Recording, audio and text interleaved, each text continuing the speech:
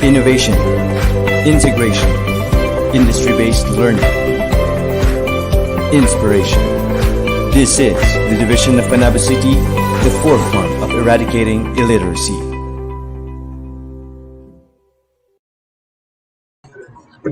Hello po, muli isang mapagpalang hapon sa ating lahat, sa lahat po ng nanonood sa amin. Live na po tayo para sa panghapon na sesyon sa day 1 po ng ating SDO Panabo City Capacitating Teachers on different strategies on distance learning delivery modes. Of course, today is August 25, 2020 at live po tayo sa ating mga social media accounts po ng SDO Panabo City, of course, ating Facebook page at ganon din po sa ating YouTube channel. Kanina pong umaga ay nagkaroon po tayo ng tatlong speakers. Of course, ang session 1 na binigay po sa atin ni Sir Januario Yamota. For the session 2.1, of course, binigay naman sa atin ni Education Program Supervisor Ma'am Helia Pueblo. At para naman po sa 2.2 na session po natin ay ibinagkaloob naman sa atin ng ating Education Program Supervisor na si Ma'am Carmencita de Guzman. Sa hapon pong ito, magpapatuloy po ang ating pagsasanay at ganun din po ang pagtatalakay, ganun pa rin sa distance learning delivery modalities na magagamit nga po natin at ginagamit natin sa kasalukuyan ito sa ating panahong new normal. Of course, ngayon, bago tayo magpatuloy para sa ating mga sesyon, nais ko lamang po muling ipaalam sa inyo na ang ating pong attendance links ay ma-access lamang sa pamamagitan po ng inyong DepEd email. Ano po? Mamaya-maya po ay magpo-post na kami ng panibagong links para po ngayong hapon na makapasok po kayo at maitala po ninyo ang inyong attendance. Ano po? And of course, para simulan ang ating sesyong ito, magkakaroon muna tayo ng pag-awit ng ating nationalistic song.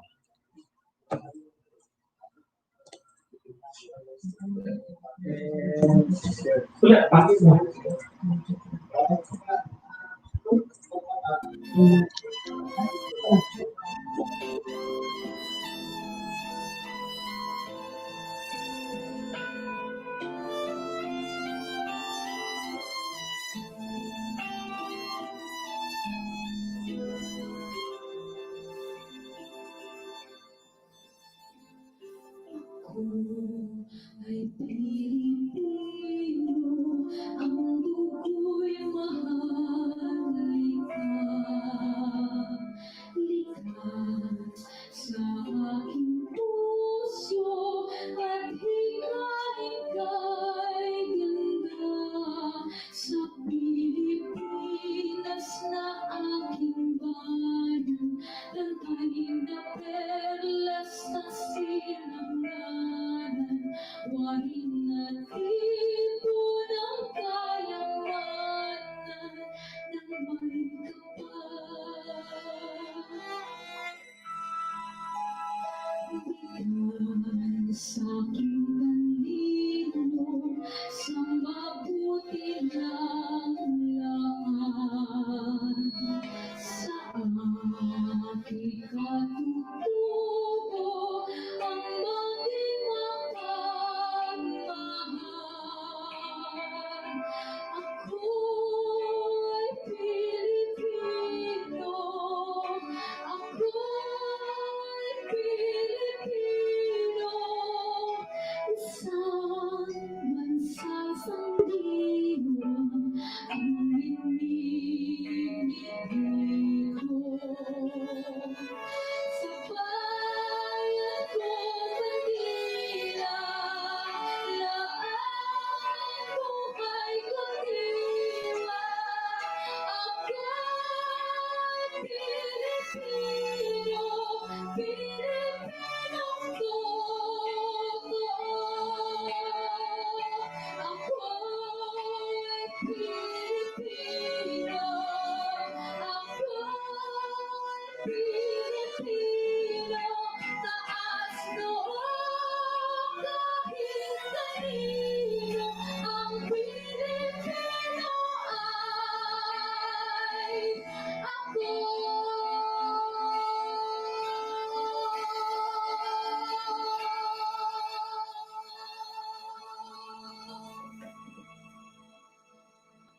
Innovation, integration, industry-based learning, Inspiration.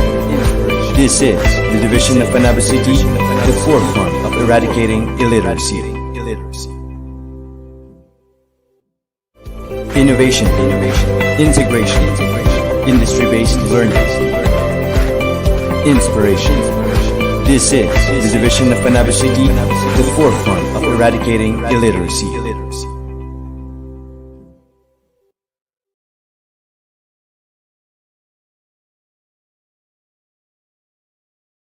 Ayan, okay po.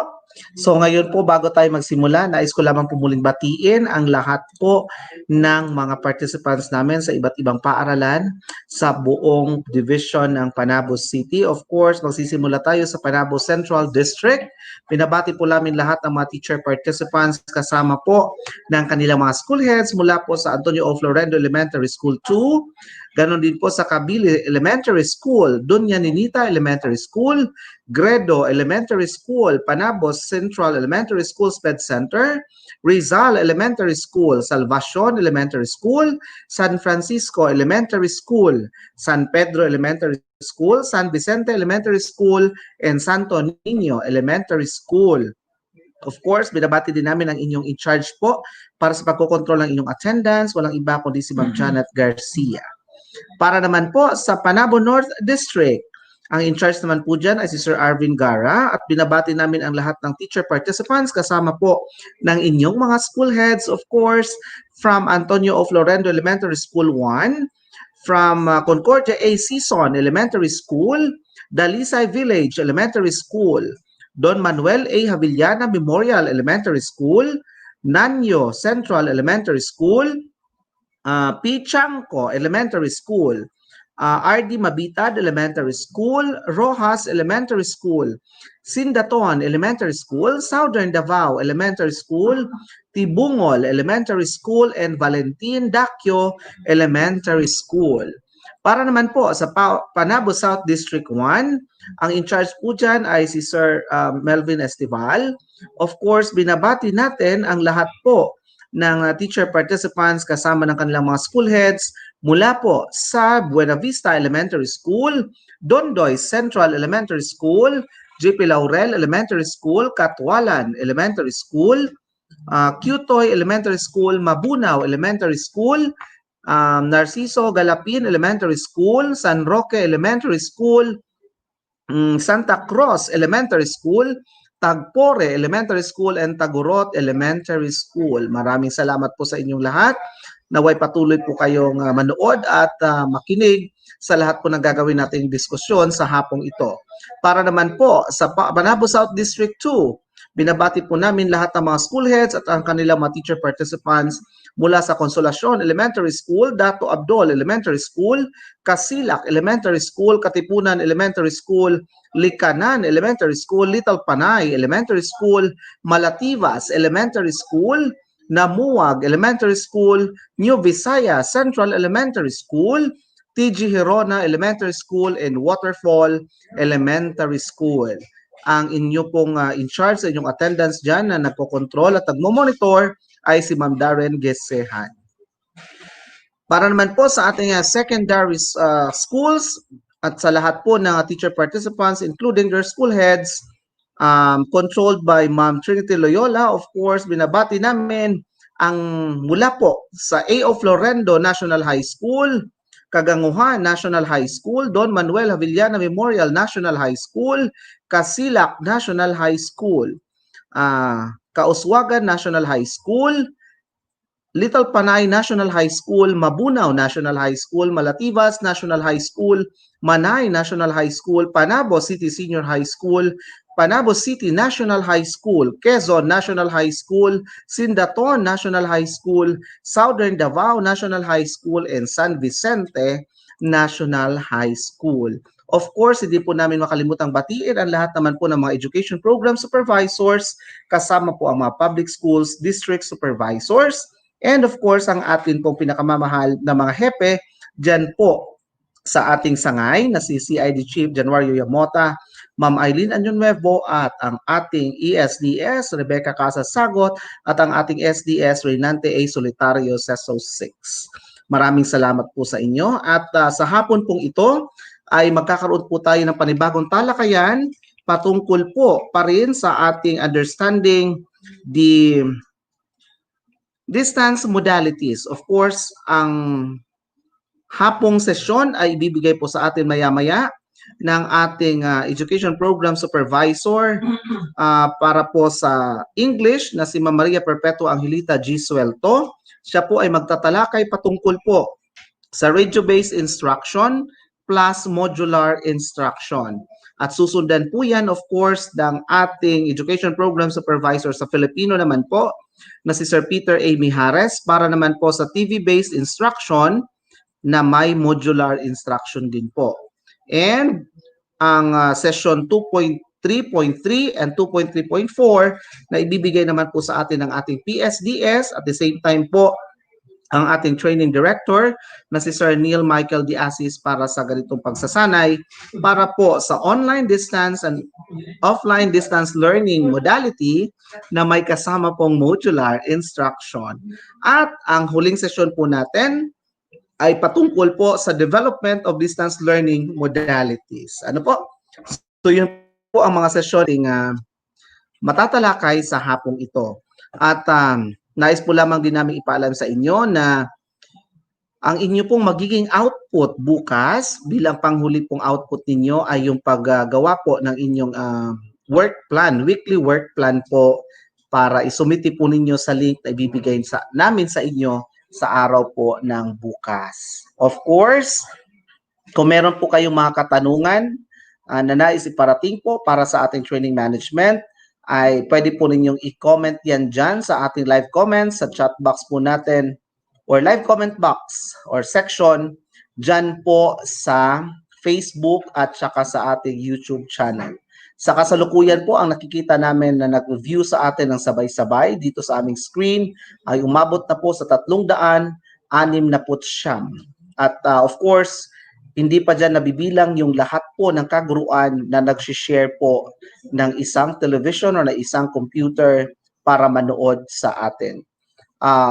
Tayo pong lahat dito sa Panabo City Division ay meron pong 6 na po na paaralan, 15 para po sa sekundarya at 45 para naman po sa elementarya. Ano po? Okay. Nais lamang din po namin ipaalam sa inyo na yung ating certificate po para noong nakaraang division rollout natin, certificate of participation, ay inaayos pa po yung pagsisend sa mga respective emails po nung dumalo at pumasa po sa screening dahil po meron tayong sinusunod na proseso patungkol sa ilan po yung magiging tala ng inyong attendance. Ano po? And of course, we are also reminding all school heads po na meron po kaming ipapadala sa inyo ng mga links through our CID chief para naman po sa pagpili po ninyo ng mga official correspondents sa bawat paaralan po na ito pa rin ay patungkol sa ginagawa pong dry run sa buong division. Ano po? So pakihanda po ninyo yung inyong magiging correspondent. Meron po siyang alternate correspondent at yung mismong videographer or editor ninyo po. So ibig sabihin sa bawat paaralan ay meron pong 3 tao, 3 guro na i-fill up nyo po doon sa link na ibibigay namin sa inyo bukas o di kaya mamayang hapon or kung kailan na po matatapos yung ating pagsasagawa ng link o yung template din po para masundan po ninyo ng mas maayos. Ano po? Okay. So, antay-antayin lamang po natin na makapasok po ang ating unang speaker para po sa hapong ito. Of course, ang magbibigay po sa atin ng pagpapaliwanag ay walang iba po kundi si Ma'am Bemby Suelto para po sa radio-based instruction plus modular instruction.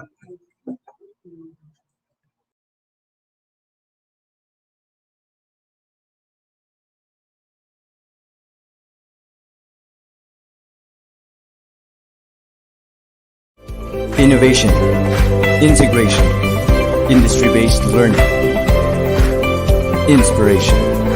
This is the division of Panabo City, the forefront of eradicating illiteracy. Innovation, integration, industry-based learning, inspiration. This is the division of Panabo City, the forefront of eradicating illiteracy.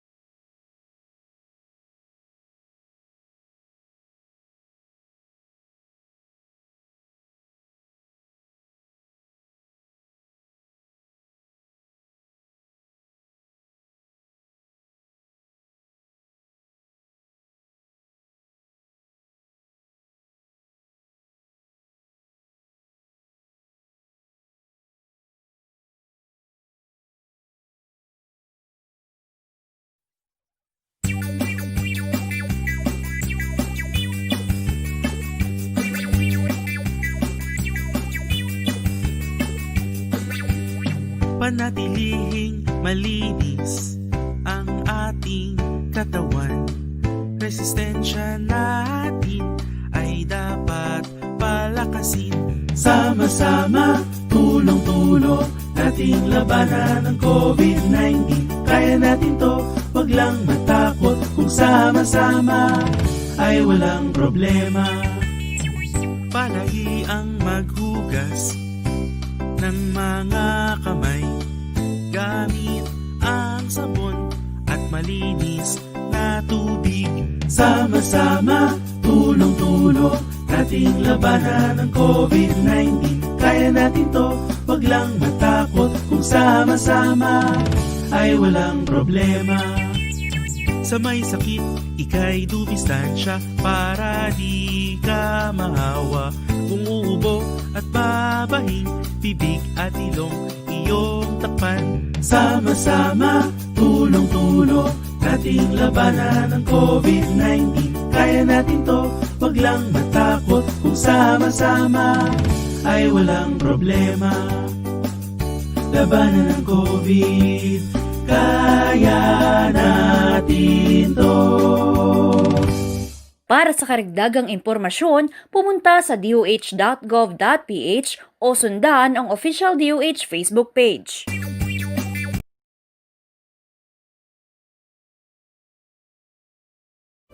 Innovation, integration, industry-based learning, inspiration.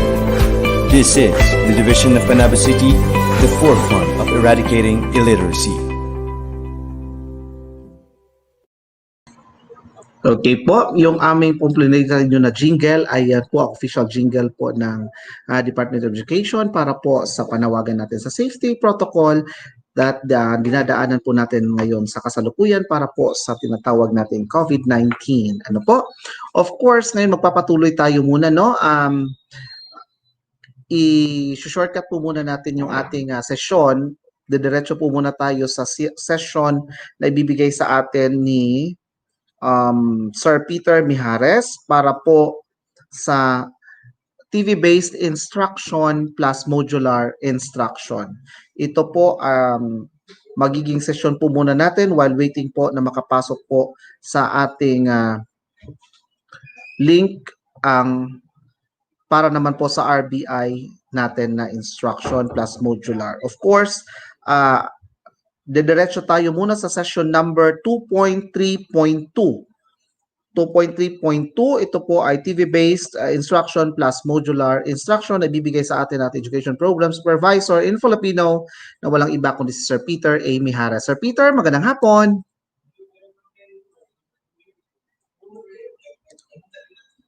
Magandang Sir hapon, Pete. Sir Jude, at magandang hapon Yes. sa lahat.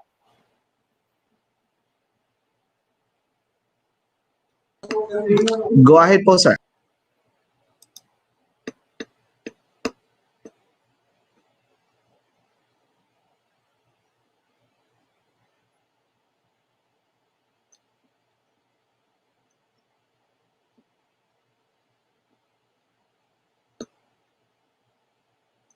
Sir Jun,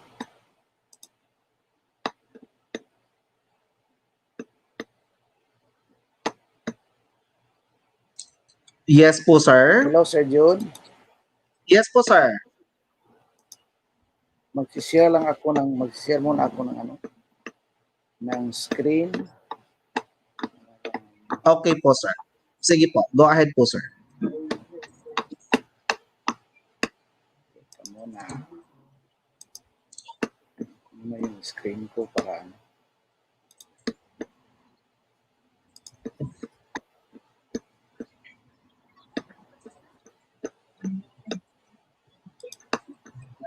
Kita na ba Sir Jun? Not yet po, sir.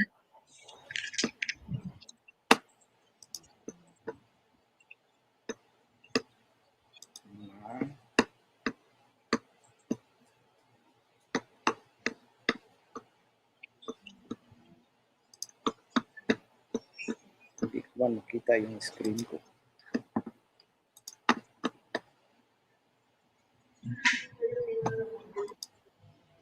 Yan. Go ahead po, sir. Yan. Kita na Sir Jun?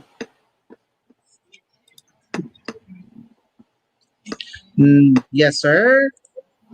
Okay po. Go ahead.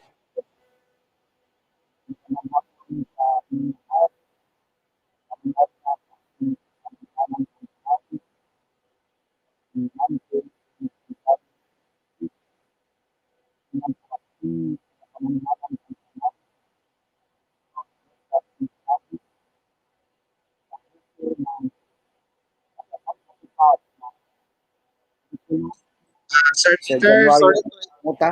sorry to interrupt po, sir. Sir Peter. Yes, sir. Apo.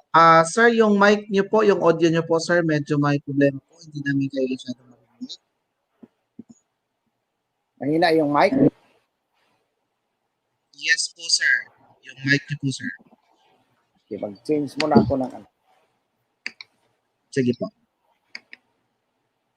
change ako ng mic.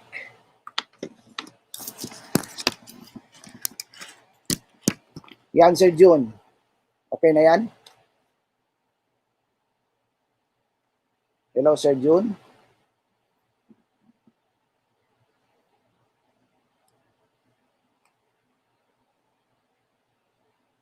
Hello, sir.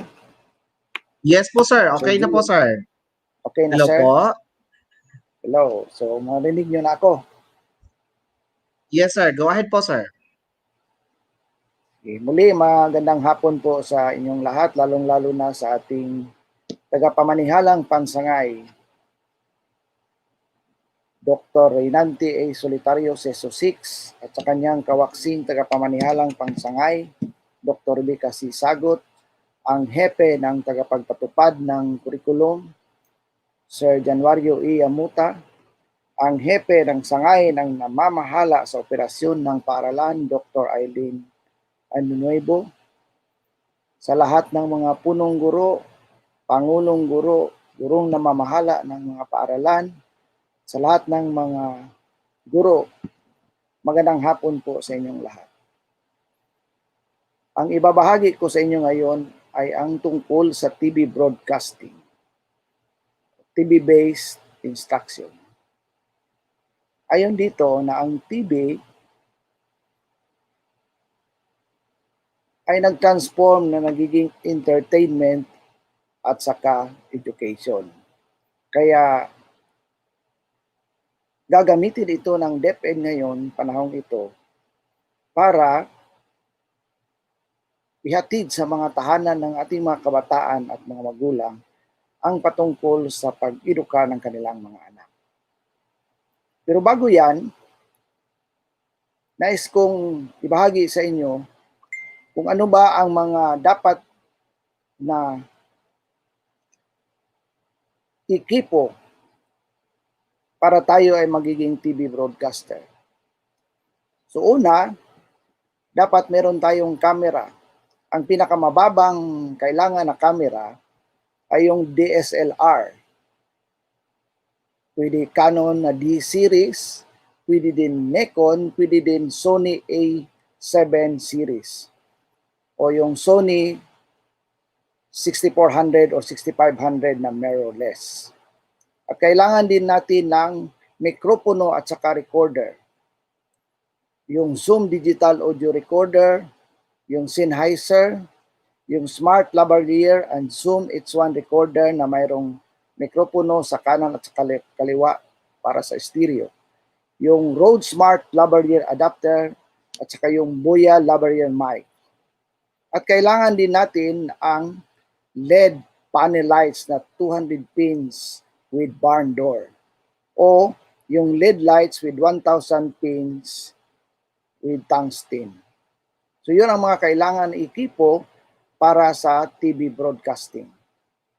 Basic lang po ito. Kung gusto nyo ng mga sophisticated, pwede din kung kaya natin na magkaroon ng mga sophisticated na mga ekipo para sa TV broadcasting. Ang mga topiko sa hapong ito na ibabahagi na tinutulungan ako ng mga batid at batikan sa educational video script writing na si Sir Emmanuel Clarion ng Sangay ng Davao de Oro at saka yung education video production na ibabahagi ni Sir Nelson M. Vergara ng Sangay ng Panabo City. So ito sila ang magbibigay sa atin ng mga kaalaman kung paano ba gagawin yung educational video script. Paano ba pagsulat ng educational video script at saka paano ba yung educational video production. So pagkatapos ng script, pupunta tayo doon sa pag-produce para ipapalabas doon sa television upang makita na ng mga bata kung ano ba yung ibabahagi natin. Kaya tunghayan natin sila para sa kanilang diskusyon patungkol sa kanilang mga topiko.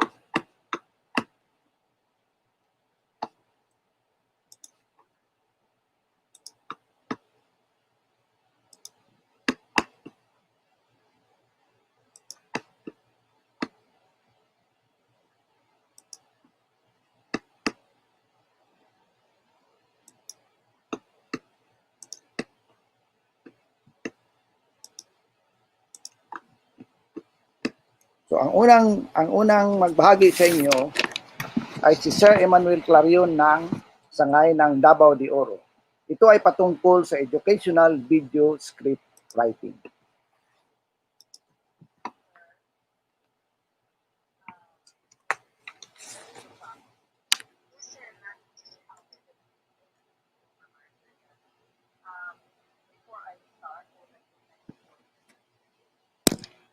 Joseph Bolivar, of course, our LR chief, our LR head namin si Dr. Arlene Lim, and of course the region for choosing us to represent Region 11. This afternoon I'll be presenting something about script writing. So let's see. Okay. The goal actually of this training is to come up with an educational video. Specifically, we have 20 minutes. You have to create 20 minutes of video. And what I've heard is that we will be doing the grade 3 if according to Ma'am Annalisa. Since the Region 11 was tasked to do the self-learning module for grade 3, then ibig sabihin, we are going to do educational video also for grade 3. So ang audience natin ay mga bata nasa elementary. And of course, kung ano yung division ninyo, like example for Davao de Oro, the division of Davao de Oro was actually tasked to do the SLM for science. Then for the educational video that you will be doing, you will be also doing the science, the science educational video. Meaning, yung mga video na gagawin natin ay naka-align po dun sa mga MELCs na naka-stipulate po, nakabigay po for quarter 1 and 2. So, the what would actually guide us in making the video will be the content po, kung saan po yung tinatawag na, yung content po natin sa ano, content po natin sa melts natin po. Let me emphasize, as discussed kanina by Sir, that in creating a video, we have to chunk the content. And other than chunking the content, let us not forget that in K to 12, ang pinag-uusapan natin dito is that first is aligned doon sa curriculum standards natin na we are developing not only remembering but also understanding, analyzing, applying, creating and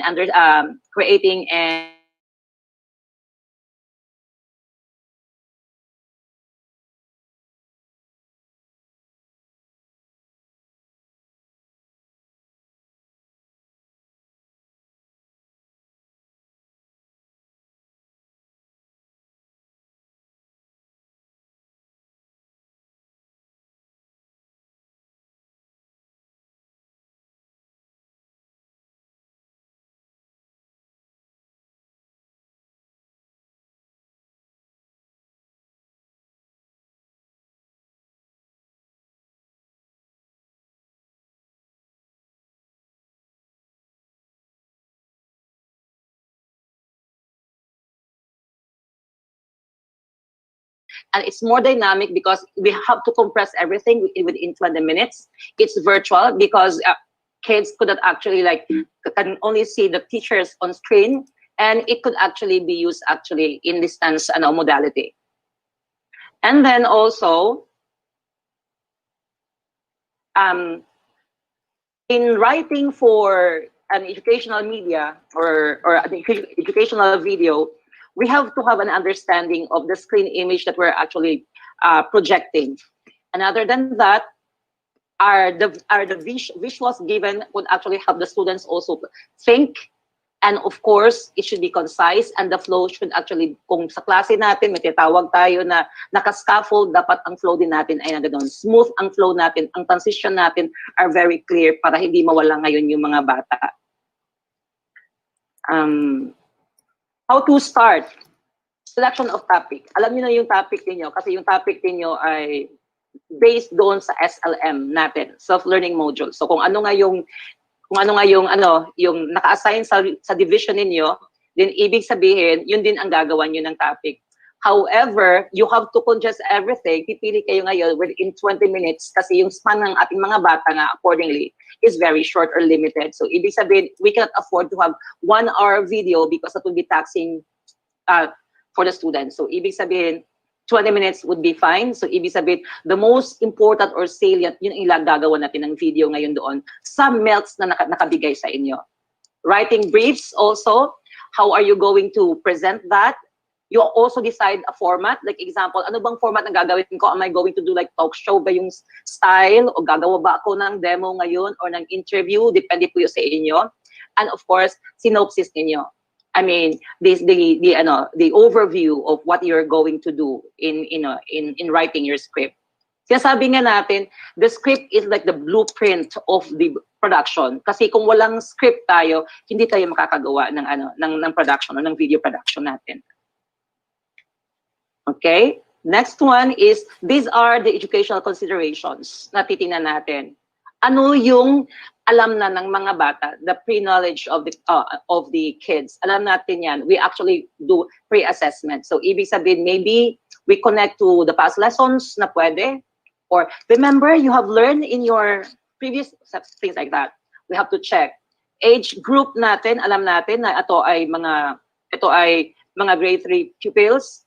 So, with that, alam natin kung ano ang capacity nila, ano ang skills nila, and what excites them. Kasi, sasabi nga natin, it should be age appropriate. Baka yung language na gagamitin natin will be too much for them. Also, the environment, baka naman pati kulay natin masyadong dim para sa kanila. Parang masyadong matured. They love colors and the local ambience. So, all of these are the considerations while you are writing the script. Alam na, eto ay para sa mga bata. Pag ako ba'y nagsalita nito, maintindihan ba ng mga bata? Kung masyado ako mabilis, kung masyado ako mabagal, do I have to repeat or emphasize this? That's because yung mga bata ngayon is they are the viewers natin. Sila yung gagamit ng mga videos na ito. And during the training, kung sino po ang ating scriptwriter, eventually kayo din po yung actors natin.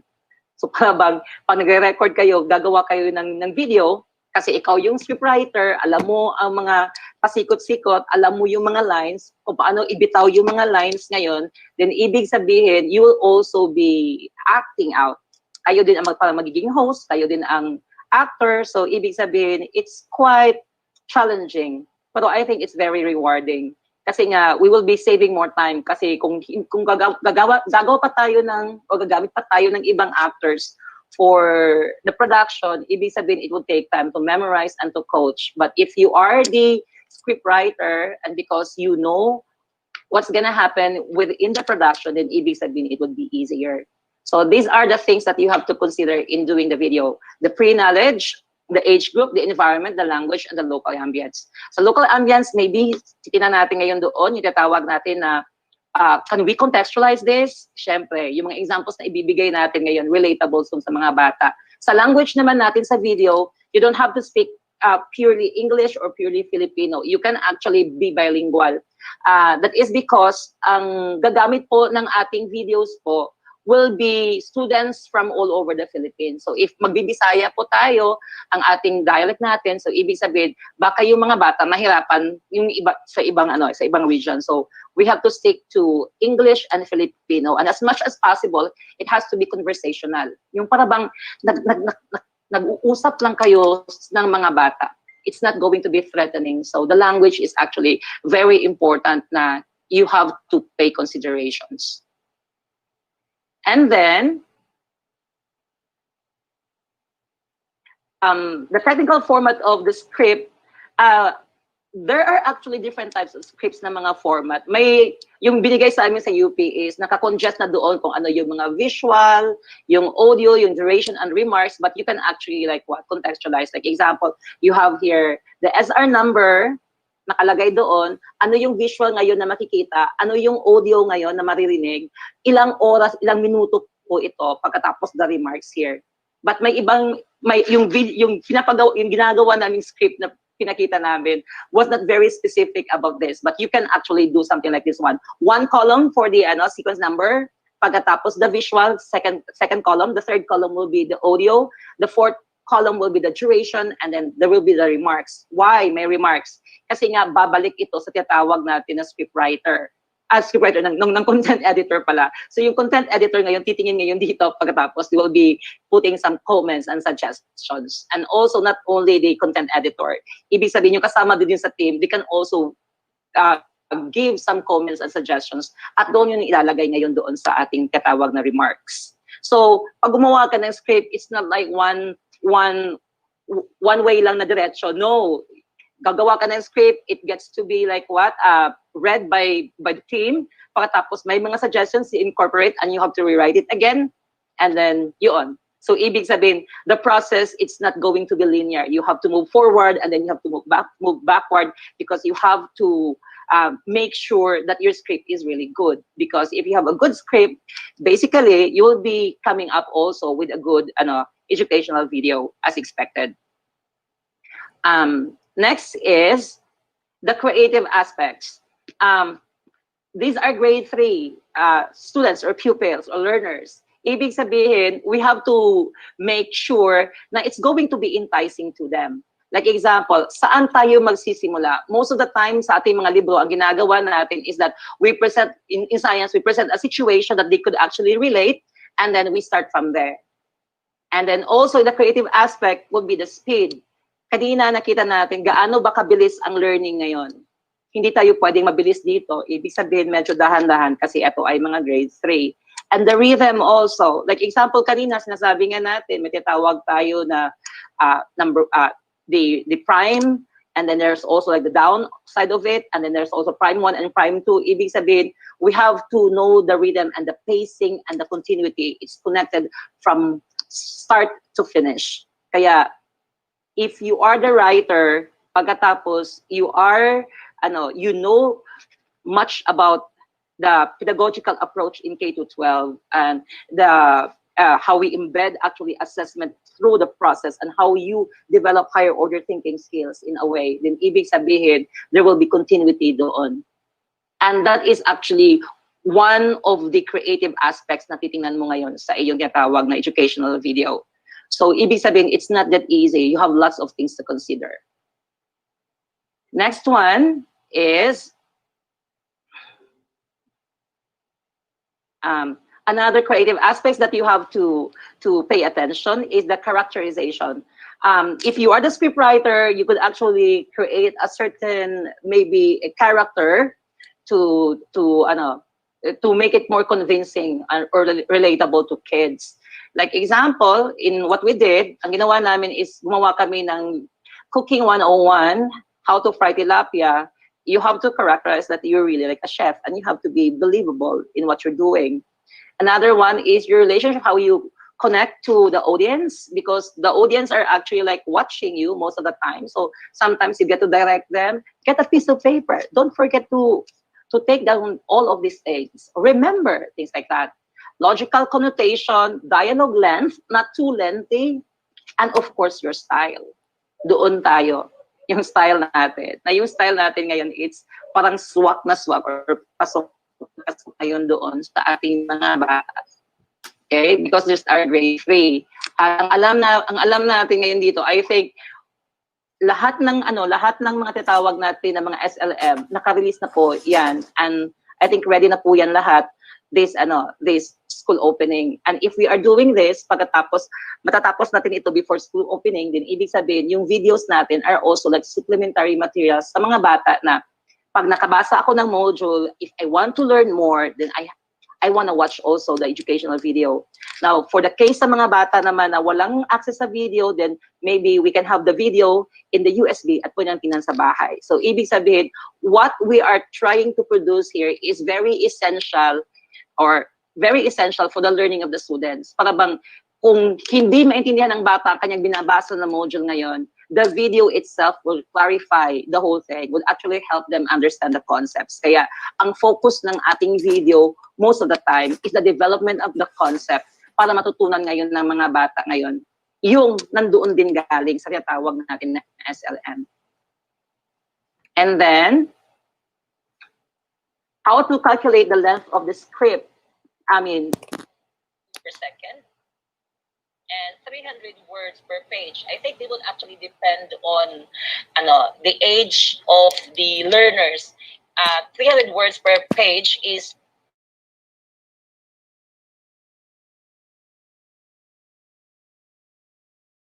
a page, because you are going to like what? Film that one.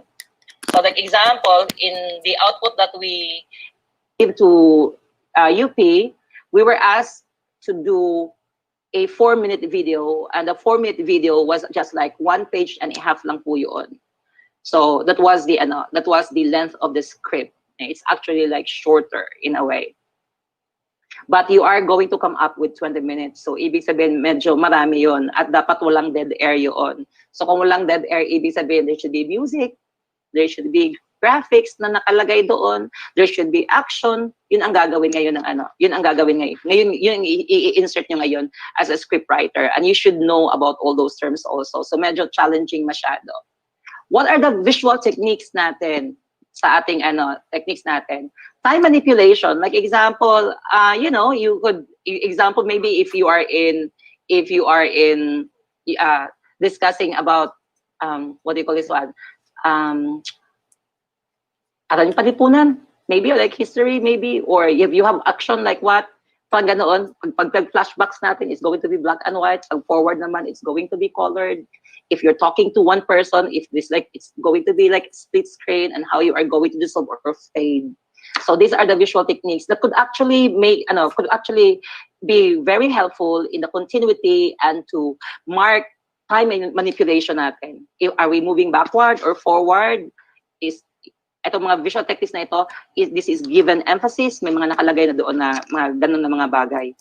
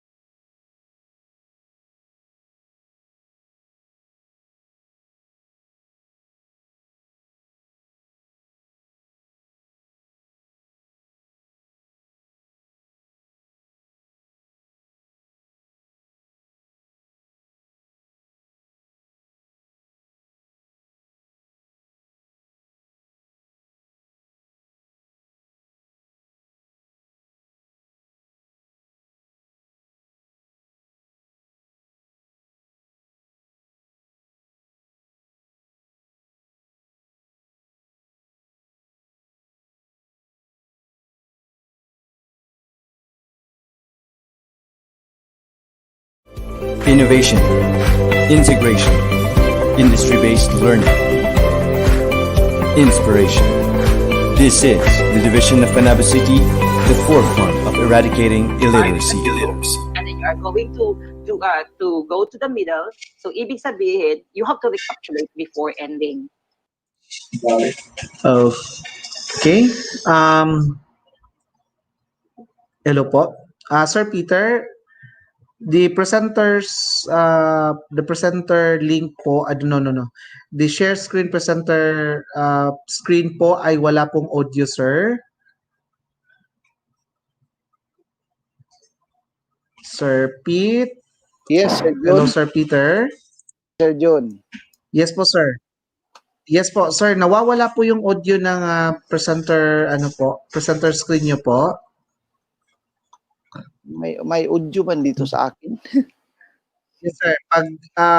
Pag na-present niyo po siya, sir, tapos inilagyan niyo po o inalis niyo po yung headset o yung audio jack, dyan po. Nawawala po yun siya, sir.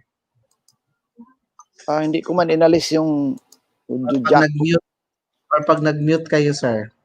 I-ano lang natin ulit, sir, play na lang natin, sir. Then, wag na lang po kayo mag-mute, sir. Sige. Sige, sir. Thank you.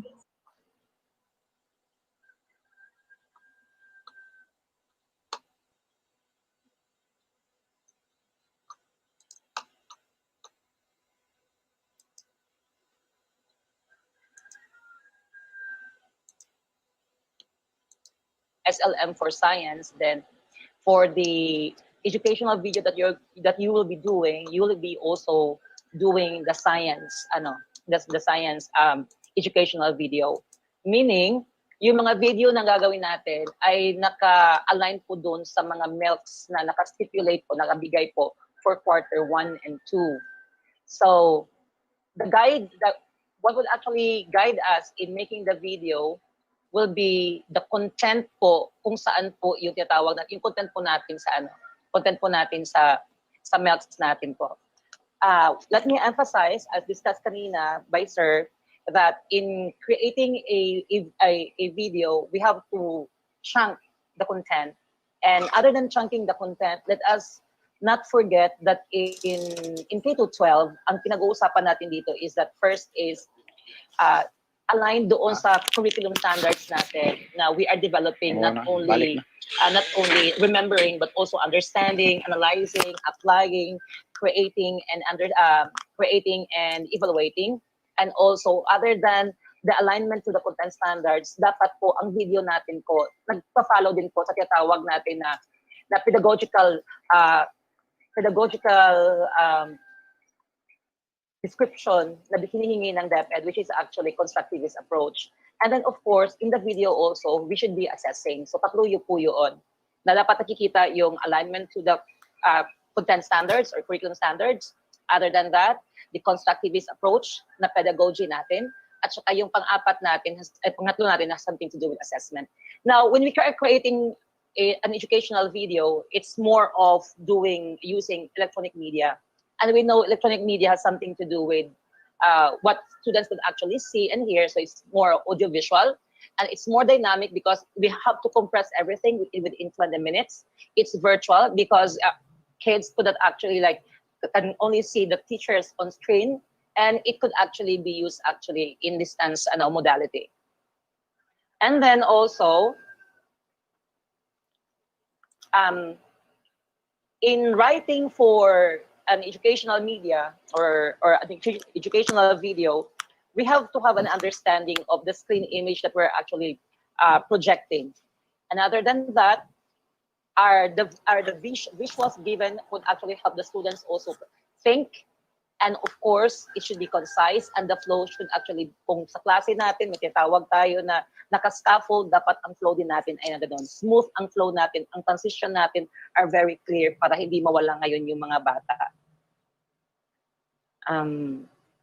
How to start? Selection of topic. Alam niyo na yung topic niyo kasi yung topic niyo ay based doon sa SLM natin, self-learning module. So kung ano nga yung naka-assign sa division ninyo, then ibig sabihin, yun din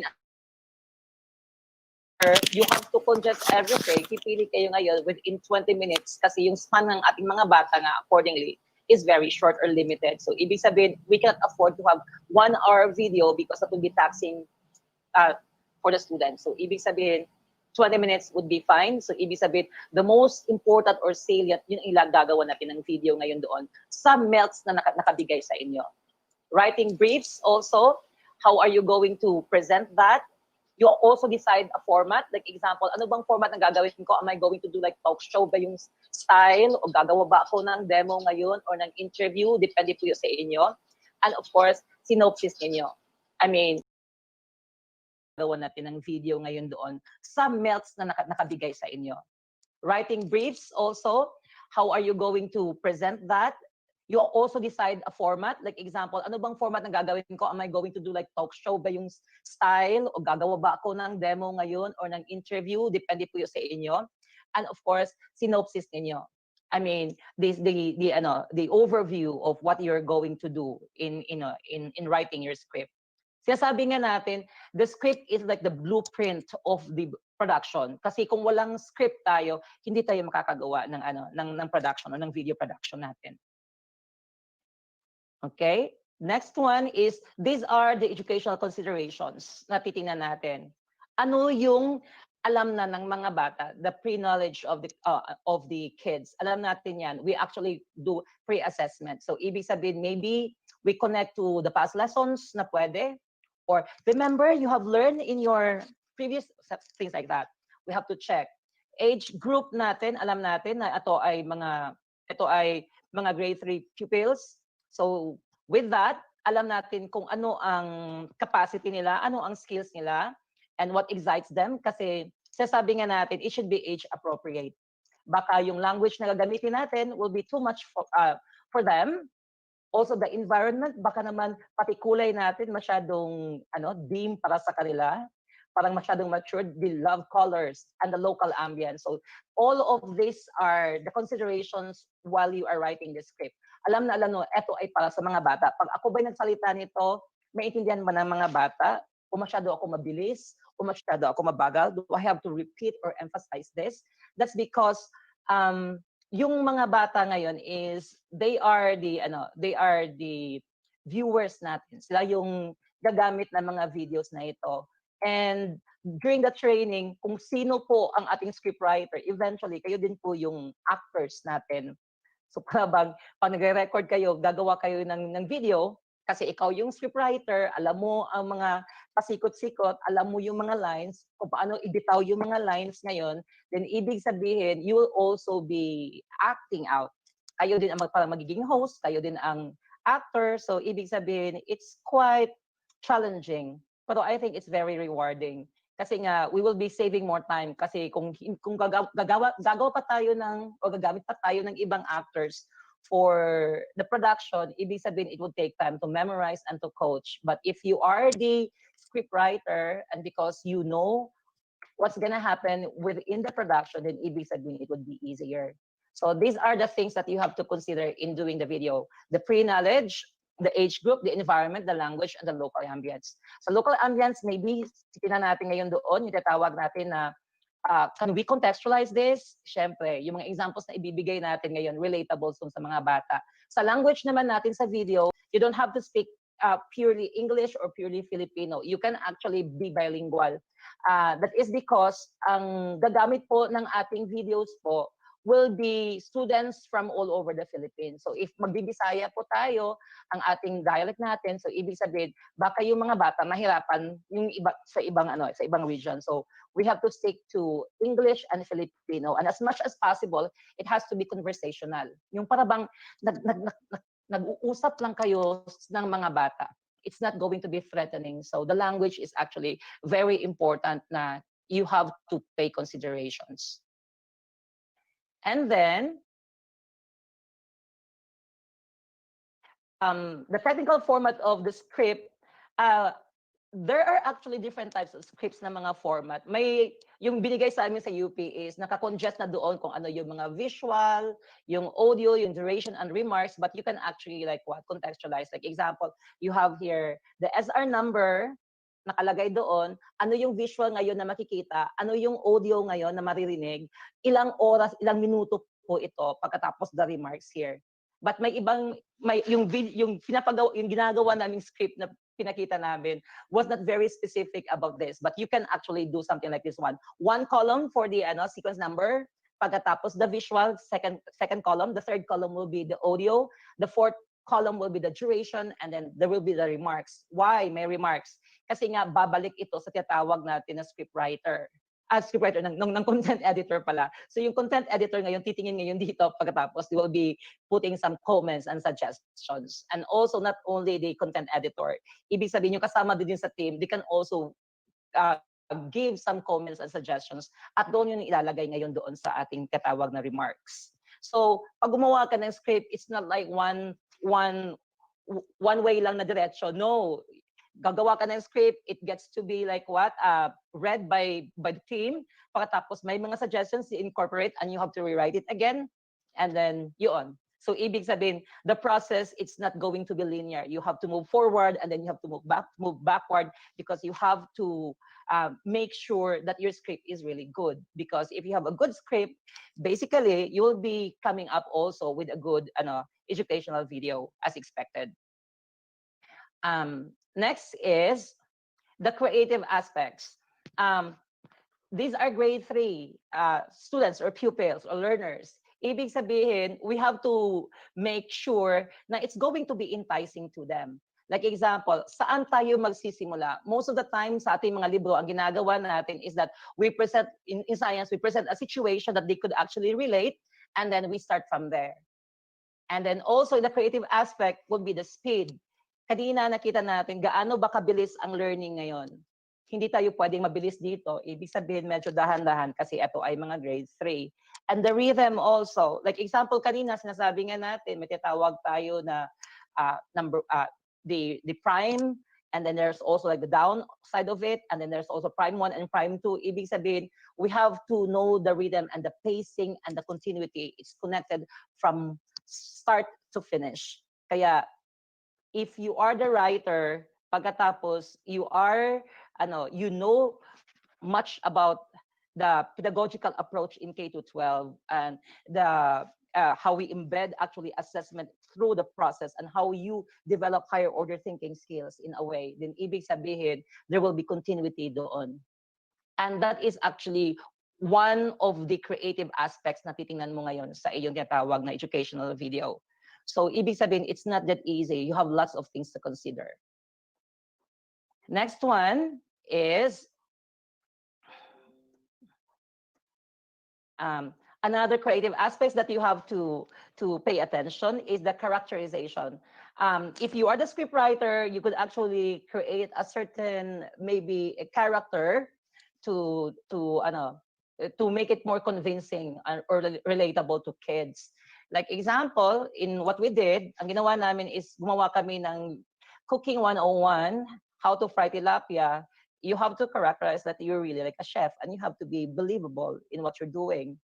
Another one is your relationship, how you connect to the audience, because the audience are actually like watching you most of the time. So sometimes you get to direct them, get a piece of paper. Don't forget to take down all of these things. Remember things like that. Logical connotation, dialogue length, not too lengthy, and of course your style. Doon tayo. Yung style natin. Na yung style natin ngayon, it's parang swak na swak or pasok ngayon doon sa ating mga bata. Okay? Because this are grade 3. Ang alam natin ngayon dito, I think lahat ng mga tinatawag natin ng mga SLM, naka-release na po 'yan, and I think ready na po 'yan lahat this school opening. And if we are doing this matatapos natin ito before school opening, then ibig sabihin yung videos natin are also like supplementary materials sa mga bata na pag nakabasa ako ng module, if I want to learn more, then I want to watch also the educational video. Now, for the case sa mga bata naman na walang access sa video, then maybe we can have the video in the USB at pwedeng tingnan sa bahay. So, ibig sabihin, what we are trying to produce here is very essential for the learning of the students. Para bang kung hindi maintindihan ng bata ang kanyang binabasa na module ngayon, the video itself will clarify the whole thing, would actually help them understand the concepts. Kaya ang focus ng ating video most of the time is the development of the concept para matutunan ngayon ng mga bata ngayon yung nandoon din galing sa tinatawag natin na SLM. And then, how to calculate the length of the script. I mean, there should be 2 words per second and 300 words per page. I think they would actually depend on the age of the learners. 300 words per page is too much, I think, for grade 3. So ibig sabihin, we can actually decrease that. And then you have 2.5 minutes per page because you are going to like what? Film that one. So like example, in the output that we had given to UP, we were asked to do a 4-minute video, and the 4-minute video was just like 1.5 pages lang po yun. So that was the length of the script. It's actually like shorter in a way. But you are going to come up with 20 minutes. So ibig sabihin medyo marami yon at dapat walang dead air yun. So kung walang dead air, ibig sabihin there should be music, there should be graphics na nakalagay doon, there should be action. Yun ang gagawin ngayon ng yun ang gagawin ngayon. Ngayon yun i-insert nyo ngayon as a script writer, and you should know about all those terms also. So medyo challenging masyado. What are the visual techniques natin sa ating techniques natin? Time manipulation, like example, you could example maybe if you are in discussing about what do you call this one? Aral palipunan, maybe, like history, maybe, or if you have action like what, pag ganoon, pag flashbacks natin, it's going to be black and white. Pag forward naman, it's going to be colored. If you're talking to one person, if this like, it's going to be like split screen, and how you are going to do some or fade. So these are the visual techniques that could actually be very helpful in the continuity and to mark time manipulation natin. Are we moving backward or forward? Itong mga visual techniques na ito, this is given emphasis. May mga nakalagay na doon na mga ganun na mga bagay. So, the visual techniques as a script writer, you have to familiarize that one also because that would actually help you come up with a really good script. The next one is aesthetic inputs. Aesthetic means something appealing or beautiful to the ears and the eyes of the kids. Kasi nga ang ating video is audio-visual. Kids are actually like learning like by watching or by listening, or except kung may ginagawa ka nga, can you move your fingers with me? Can you move here? Can we dance? Can you dance with me? Then ibig sabihin, it's not just like auditory or visual, but also kinesthetics. If you want to, if you can be creative with you can be creative as that. And of course, kailangan ng ating material natin is really like engaging.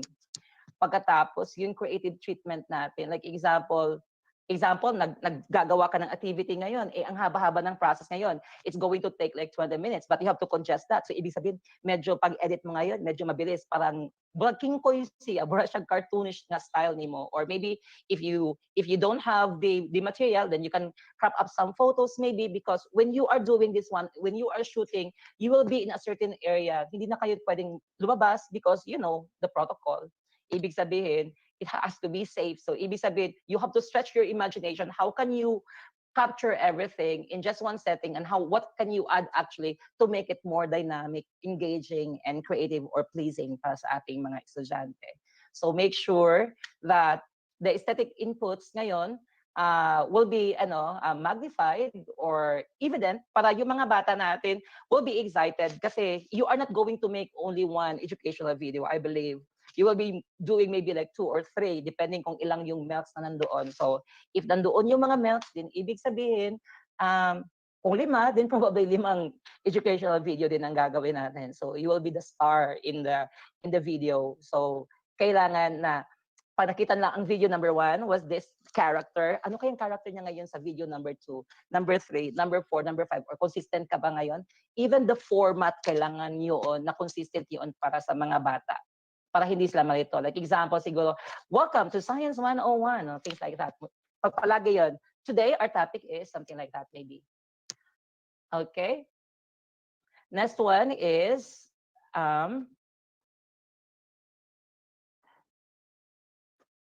this isn't moving. Oh, other inputs. Do not write wall to wall. Baka naman punong-puno ng iyong ano, may action ka pa, tapos may mga text ka pa doon, yung mga bata nalilito, am I going to listen? At the same time, I'm going to write na ang dami-dami. So, ibig sabihin, you sum it up. Hindi masyadong marami ang nakalagay doon sa screen. And then, do not write the obvious. Yung nandun na, ginagawa na, pagkatapos sinusulat pa. And do not explain screen scenes. Because we want our students actually to be what? To be more creative, imaginative. Ibig sabihin, what's obvious, wag mo nang i-explain. Kids could actually understand that. Ba? Or maybe, kung masasabi ka lang, like example, you're cutting something, may makalagay doon may makalagay doon sa gilid ngayon nga, precaution doon na, don't forget to seek some assistance from the adults, or be careful with your scissors, something like that. You are not going to say that, but may text or may emoticons ngayon na nakalagay doon ngayon, nalalabas ngayon doon sa gilid ng screen ngayon, na would actually be telling so. Okay? Like precautions, something like that, especially in science, or mga reminders natin na ginagawa while you are doing the demo, if you are actually doing a demo video. And then, next one is, other inputs is that it is very important that if you are going to end your video, because you are going to start the video, and then you are going to go to the middle, so ibig sabihin, you have to recapitulate before ending. You are synthesizing kung ano yung natutunan ng mga bata, and you have to make sure na emphasize yun, na at the end of the video na nakikita ng mga bata, may binabalik ka ngayon doon na these are the things that you have learned by watching the video. And also the homework, like example, kung napapagawa ka ngayon ng output sa kanila, like maybe, why about try this one using this? Something like that at the end. You have learned how to fry tilapia. Now, how about if you fry shrimps or something like that, or other type of fish, maybe something like that. So that would be your homework or another activity leading from what you actually have discussed in the video. So that's mostly on the closing part of the educational video. And then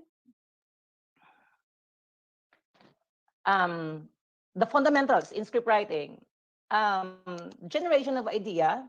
Siyempre, kung ikaw ang scriptwriter ngayon, nag-iisip ka ngayon, iniisip mo, considering all those things na sinabi natin, you have to generate idea. Dapat you have a fertile imagination, especially. I think kids love it when it's different, something like that. And, even if you're not really like you have to warm up during your recording sa imong video nimo, relatable yung character, warm, a joy to watch, kailangan yun. Participatory mode, that is because you are going to work with the rest of the team. Ibig sabihin, like example, gusto ko ganito yung text na lalabas. Gusto ko ito yung emoticons ngayon. Gusto ko ganito yung music ngayon. Ito yung music natin, fade in and fade out.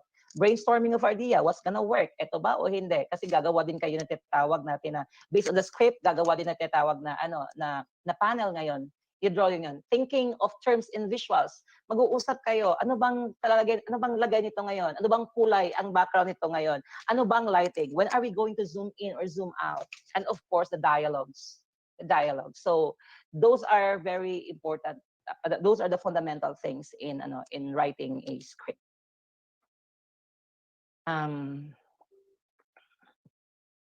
Script writing fundamentals again is also like clear-cut guidance for director sa aming grupo, because like we are like 5 of us, and because we are actually from different division, so medyo mahirap. Like example, when I did a video of myself delivering the script na meron ako, parang ako na din ang naging director. So yun, mas maganda pag magkasama kayo, really have to find time to be together, na panandoon na kayo together, diretso na kayo mag-shoot. If you have some discussions, you can do it online. Pero during the shoot, I think it would be better kung nandun kayo lahat. Kasi iba yung kayo ang nag-uusap, nagdi-discuss ngayon. Pero doon sa output ngayon, iba ang gagawa noon. It's different when you translate the vision into action. So kailangan, there should be a director. Na yung director natin ngayon, ang concern niya is this and that. Na everything na doon sa script ngayon will actually be orchestrated. self-explanatory narrative, desire to take theme forward, inbuilt capacity to reveal the message, and of course, message progressively. So, ibig sabihin, sabi nga kanina ni Sir, na nag-discuss kanina sa ating, sa ating content, we can make use of being inductive. Or pwede mo tayong maging deductive. Inductive, it's building up the concepts. Pag sinabi natin yung deductive naman ngayon, we present the whole concept and then we go to specific, things like that. So, depende sa inyong style ninyo ngayon. But, always and always, in your video, the topics is actually being developed and you are moving progressively or forward. Na yung mga bata ngayon, parang nasa-chat ang mga bata, eto pala, first, eto yung matter, eto pala yung matter, tatlo palang klase nito ang matter ngayon. Etong matter pala, itong solid pala, ganito ang kanyang characteristic over the liquid and then the gas. And then, yun, nakikita ngayon ng mga bata ngayon na at the end, mag-wrap up ka ngayon. So, very important yung tinatawag natin na chunking at saka sa ating klase ang tawag ng scaffolding or scaffold. Next one natin is parts of the script. There is what we call opening, and then there's the middle, and there's the wrap up or call to action or CTA. So opening, you can just like the usual, ang gagawa mo ngayon is like example, may tatawag kayo na billboard ninyo na like example yung sa ano ang pangalan ng inyong show, patapos lalabas na ngayon and you'll be introducing.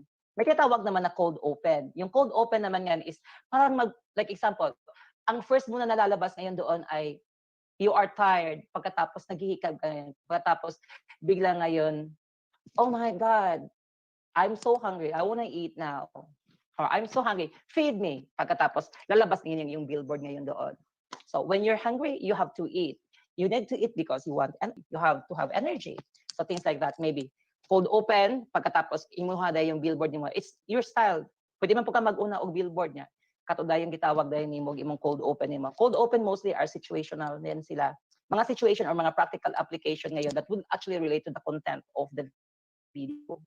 In yung middle natin, may nakalagay na 3 to 5 points. Kasi if you cram up everything, like 10 points in one video, that will be too much for the kids. Like example, kung 3 to 5 points natin, matter, solid, liquid, gas, and then that's just 4. So ibig sabihin, or maybe pang 5 natin, the similarities and the differences. Or maybe like examples, things like that. So ibig sabihin, wag masyado na i-chunk na natin. Kasi if it's too much, hindi ngayon madadigest ng ating tinatawag natin ng mga learners. Especially kasi grade 3 tayo.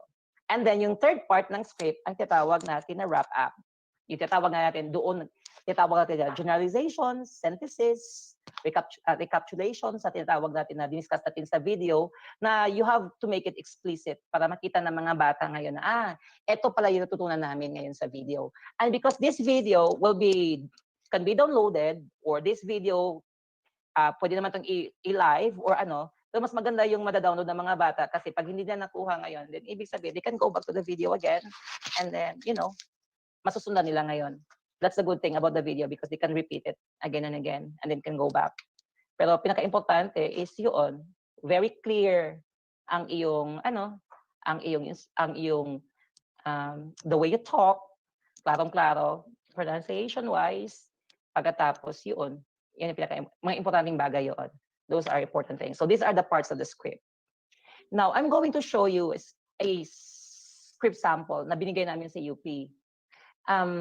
However, iba ang kanyang titawag na format. Kasi sabi ko nga, diba, yung format niyo is SR number, may naka-number doon, naka-bullet, may number nakalagay, pas may audio, may video, pagkatapos may time frame, at saka may titawag tayo na remarks. Dito, ang ginawa ko is just a simple script. But you can, mas maganda yata yung may naka-column-column na 5 lahat kasi it's more specific, alam natin. So like in your script, especially, you have to include all of this. Like example, the title of your video. So ang title dito, example, Cooking 101, How to Fry Tilapia. And then the topic, because the topic na binigay sa amin will be making a video of everyday tasks. So, nag-isip kami, dishwashing. So, sabi ko, I cannot do dishwashing. So, sabi ko, sige, how to fry tilapia na lang tayo. Ang treatment nito, ang tawag nito ngayon is a narrative script. And I think that's what you're gonna do also. You are going to write a narrative script.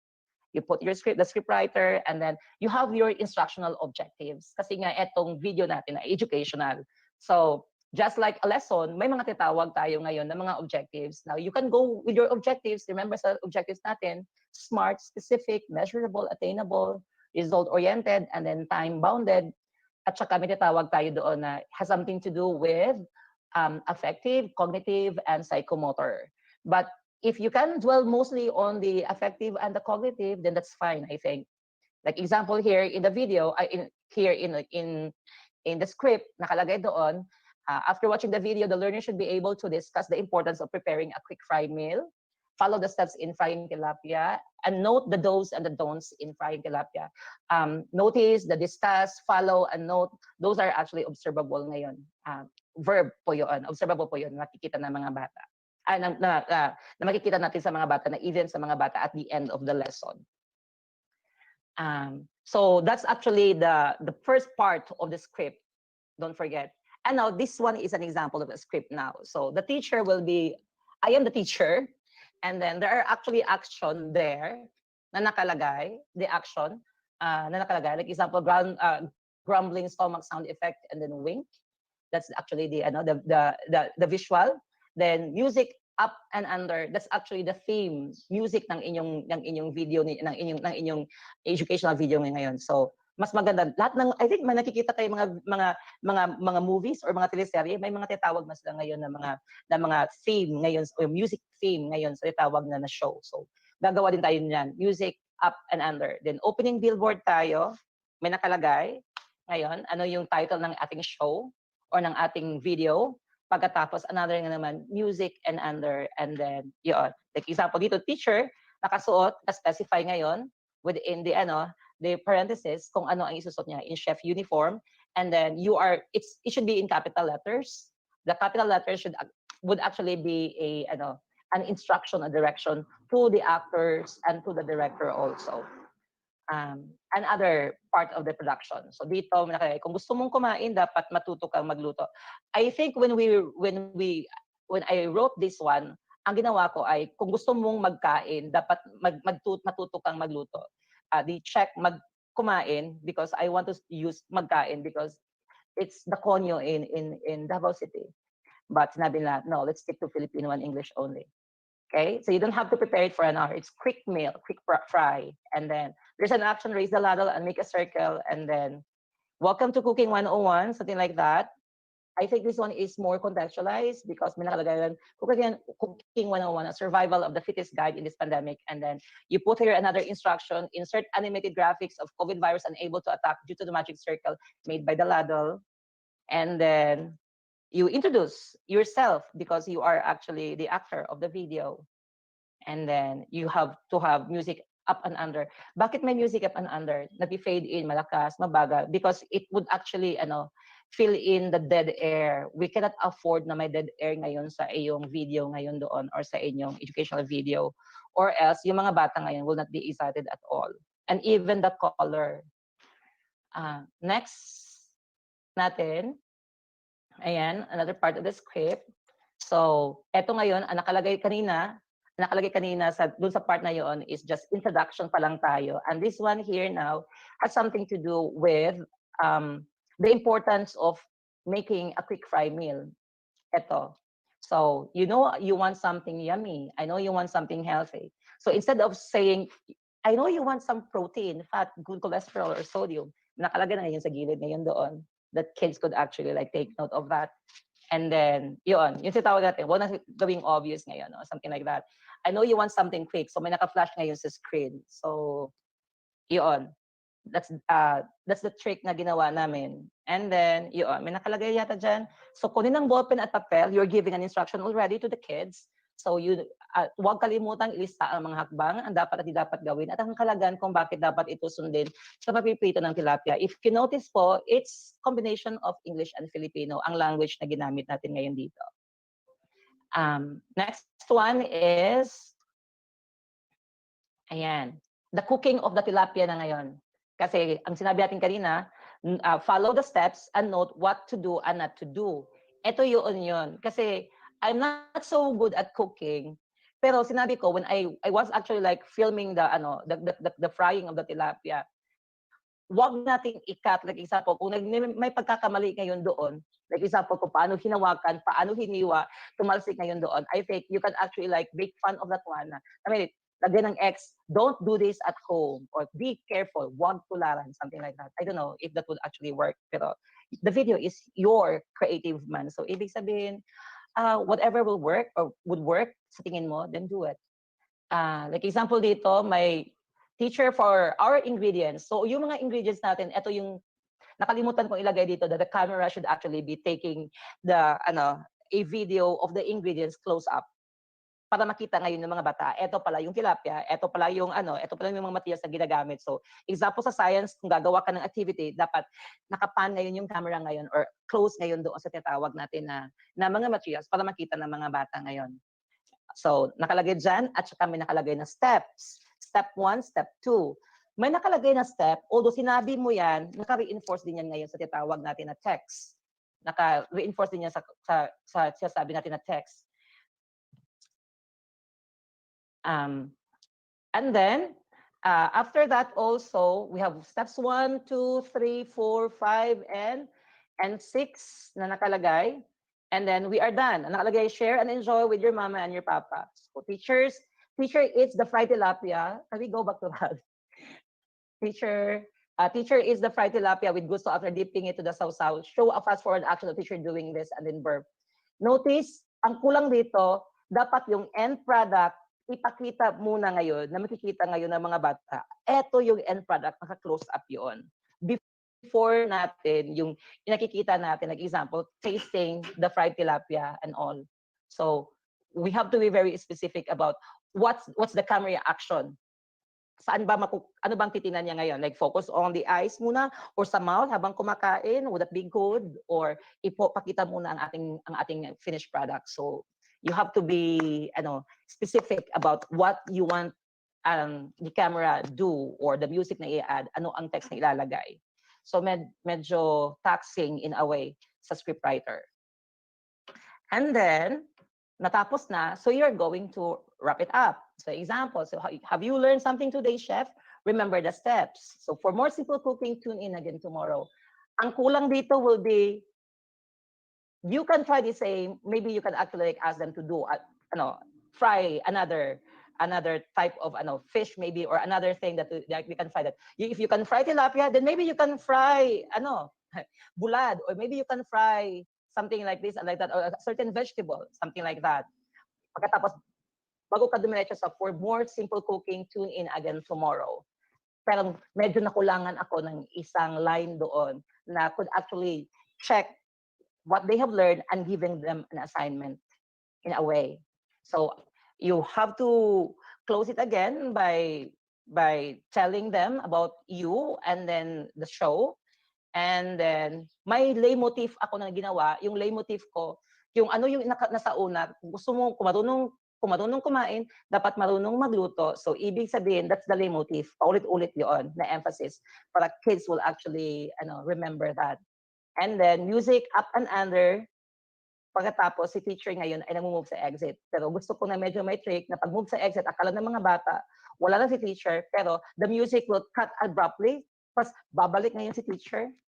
May back ngayon, mabilis, parang animated ang dating ngayon. Pagkatapos, sasabihin niya, oops, huwag kalimutang hugasan at nilutuan at pinagkainan. And then, another leitmotif natin, yung ginawa natin na catchphrase natin kanina din na stay healthy, stay fit, cook well, and then you continue the music up and under, and then you are going to roll credits.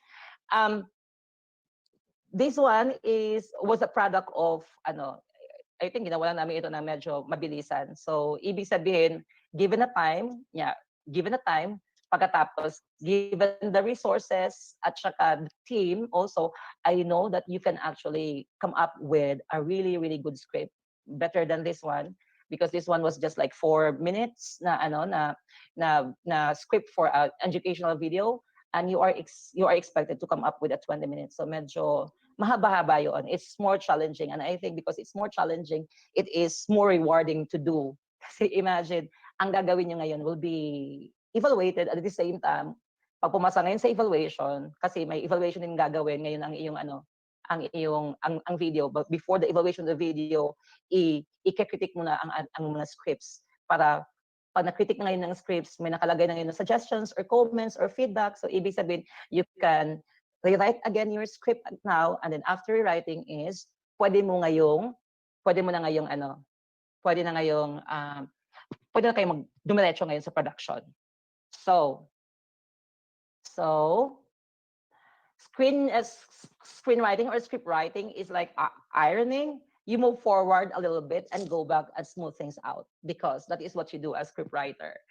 You write, you present it, pagkatapos babalik na naman ngayon, tapos make some necessary adjustment, and then finally you are going to come up with a really good script ready for production. So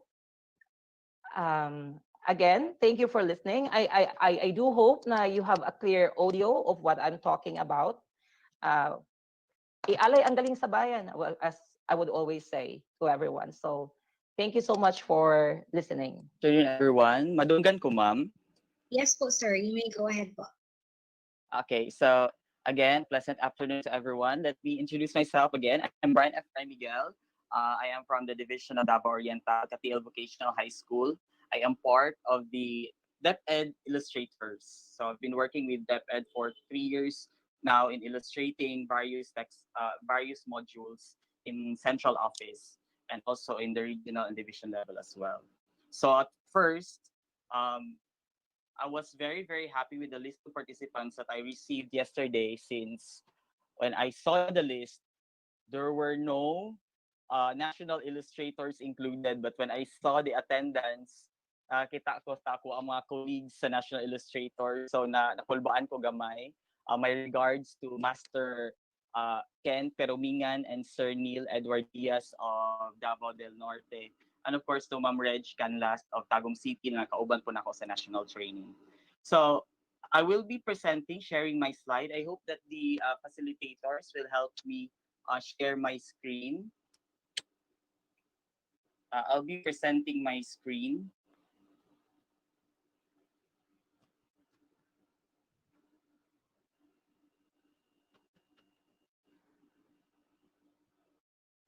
Nakita niyo akong screen? Yes, sir. Yes, sir. Nakabutang diri kay script. It's in Microsoft Word document. Nakita ninyo? Yes, sir. We can see it po. Okay, thank you so much. Okay, so here, before ko mag-start og storyboarding, ipakita sa nako ang format sa script na gihatag sa UP. So it's the same sa gi-present ni Sir Eman kanina. So naatang ni siya number dapit diri sa side no, sa ako ang left, sa ato ang left. So sa ato ang header na grade level, so grade 3, ang subject, unsa ta na subject, tapos ang narrative or script draft number 1. So naapoy page number sa taas 3.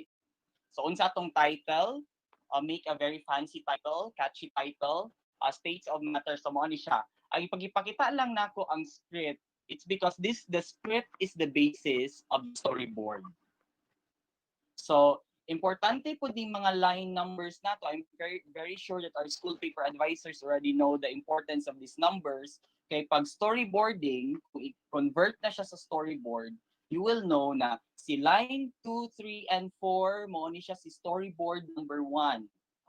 Si line 6, 7, 8, 9 will be storyboard number 2.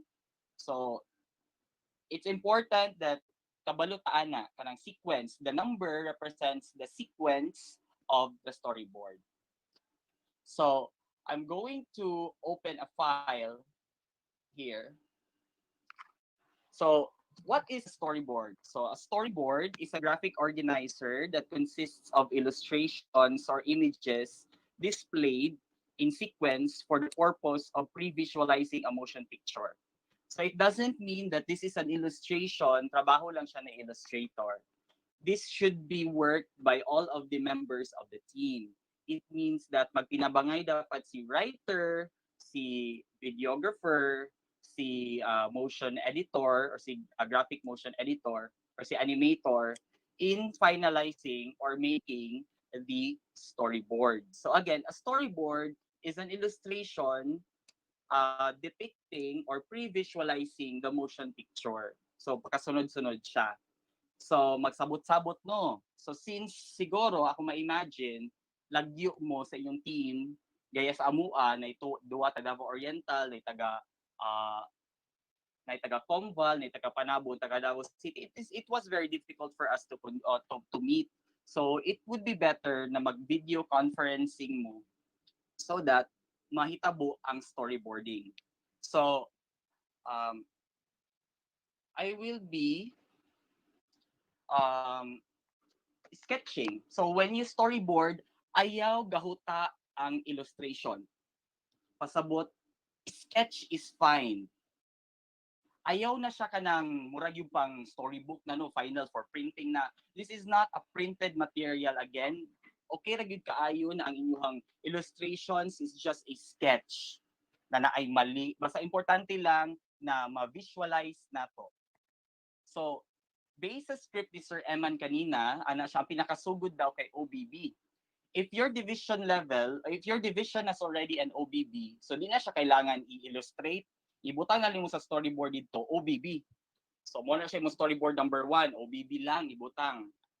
So, for storyboard number 2, nakakita dito, if I can remember, nag-ana si Sir na makita daw dayon si Sir Eman. So, makitaan ang face ni Sir. So, I hope na makita ninyo ako ang screen. It's something color pink. So, magsulat ko. I hope nakita ninyo storyboarding. Nakitaan ba? Kita, sir. Yes. Okay. So, let's sketch. Again, sketching lang nga to ang diri sa storyboarding. Sketching lang. So, imagine na to. Makitaan daw ang nawong sa actor. So, mag-sketch tag, just probably see ang ato ang main actor. Asa kaya ang camera angle na butang, no? So, nasa front ba ang camera angle? Kaya ani? Or naka-side view ba? So, mabutang tag, mag-ingon si videographer na, sa front lang sa sir, o sa front lang sa si actor. Sa front sa siya. So, drawing ko lang nako. So again, this is just a rough sketch. So, kung mangutana, digital ba dapat ang pagka-sketch? Pwede ba traditional? Pwede ra gyud kaayo. So, ang importante lang is ma-visualize lang nato ang atoang presentation. So, ing ana. So, sa dinaan nato ang atoang actor. So, it doesn't really have to be perfect again. It's just a sketch. So, mangutana na po si illustrator no, mangutana siya na, okay na ba ni siya? So, this is the frame, kining colored. So, frame na siya sa imuhang video. So, okay na ba ni? Or ba si gusto niyo i-whole body si actor? So, nindot ba tan-awon kung i-whole body siya? Or aglain man no, kung i-whole body nato. Sige, try nato, i-whole body nato siya. So kung mag-ingon si videographer na, ay dili lang siguro nato i-whole body ang first na scene kay kuan kanang or dili siya nindot. So asa man lang kutob ang iyang body no. So dito ta sa above the hips and siguro sa hip level lang. So ing ani. So siguro okay na siya. So okay na, tapos mag-ana dayon si illustrator, okay na ba ni siya sa ato ang first na scene or ba sinapaidungag? So mag-ingon dayon si writer na, sir, nagbutang ba ako dito na naka-chef's uniform siya. So importante gyud na naang elements so that sa actual shooting ma-remember nato nang kana siya ng mga elements. So unsa man ang chef's outfit di ay abot nga nato siya butisag apron kay basi makalimot tag apron sa actual na shoot. Oh, but nga nato siya apron. Unsa pa ba para mamukhang chef? Sir, but nga siguro nato siya og chef's hat. Oh, but nga nato siya chef's hat. Something like that.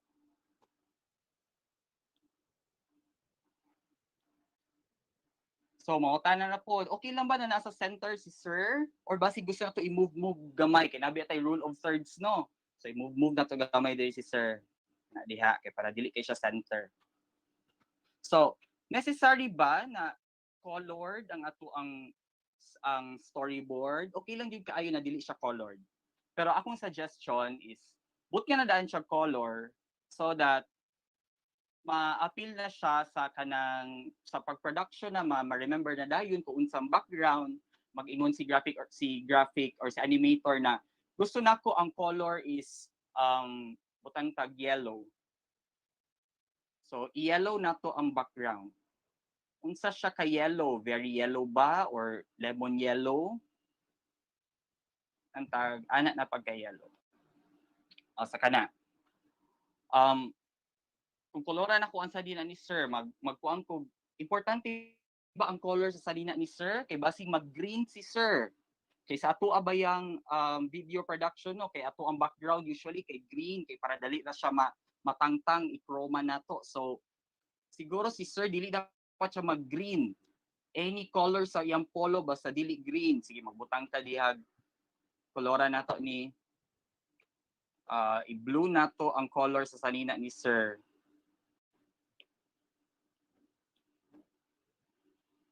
Again, it doesn't have to be perfect. Ang importante lang yun kay ma-visualize nato ang ato ang buhaton na production. Atong buhaton na video. So unsang color kaya sa apron, butang tagputi ang apron.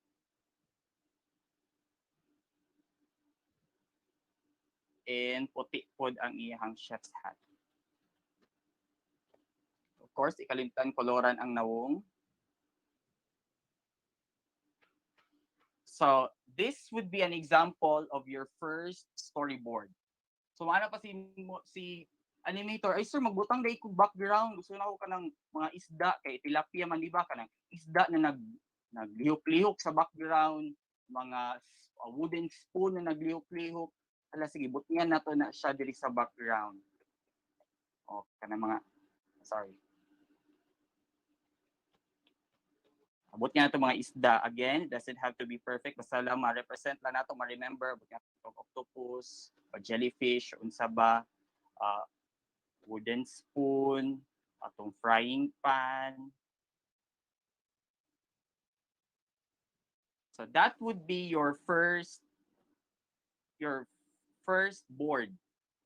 So maana mo that would be for lines 2 to 5 na ingon ni sir. So unsa mahitabo sa 6 to 10 example. Sa 6 to 10, gusto na ako si sir na ko siya sa kilid. Sige. Sa 6 to 10 na ni siya na storyboard ha.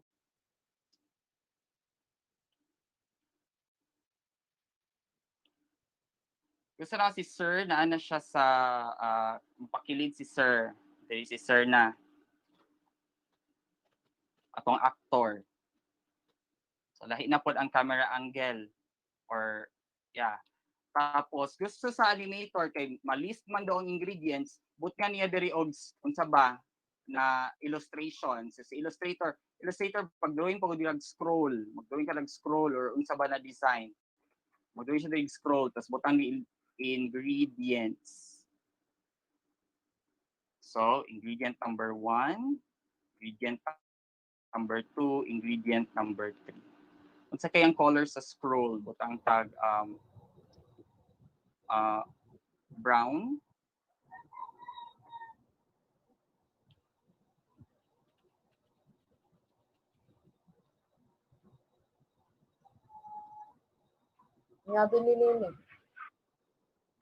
So, something like that.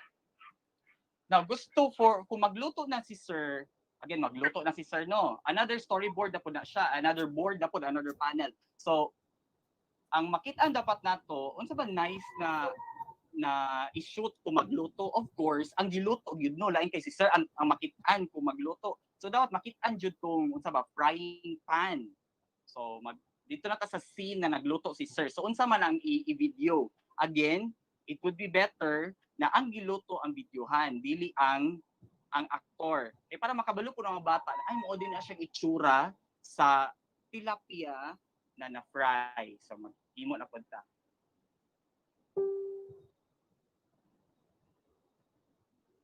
I hope na pa mo nakitaan. Wala, sir. Wala na mo nakitaan.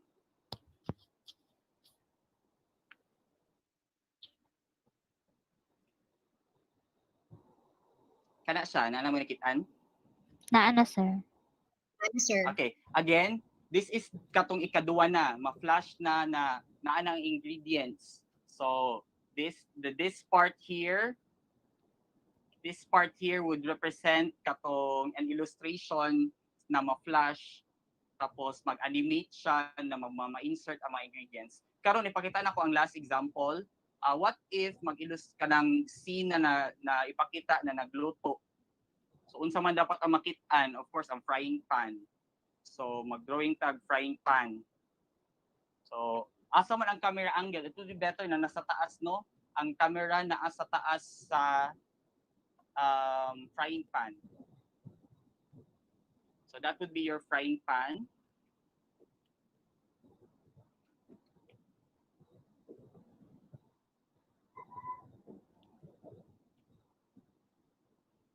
Tapos of course, makita dapat ang isda. So mag-drawing tag isda. Again, example, isda daw ni unsa na bang color sa isda na golden brown na siguro siya. Kaya naluto na siya. Naluto na si isda. So, mao ni siguro ang part na ipakita na katong pag-fry na part. So, ang camera angle probably nasa taas sa frying pan na to. So these are examples of how you do the storyboard. Again, it doesn't really have to be perfect. Sketch lang good, it's fine. If nagdali, okay ra gyud kaayo kung stick man ang drawing. Now, after the storyboards are done, you're going to copy paste it in a document.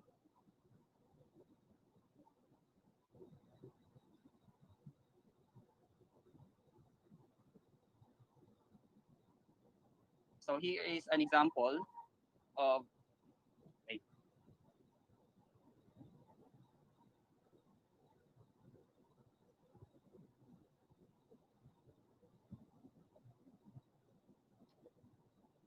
naamoy nakitaan. Is it okay now? Yes, sir. Yes, sir. Okay. So when we are done with this, when you're done with the storyboards, you're going to copy paste it in a document, storyboard document. So in every page, naamoy storyboard. So this is storyboard number 1, kini siya. So i-copy paste dito ang storyboard pinakauna na scene.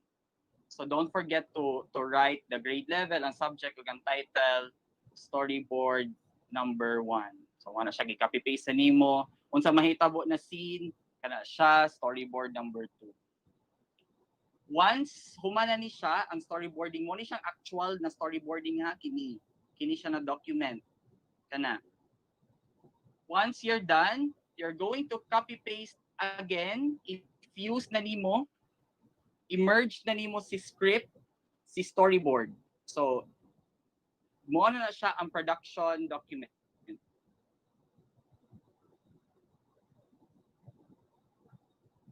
Kini.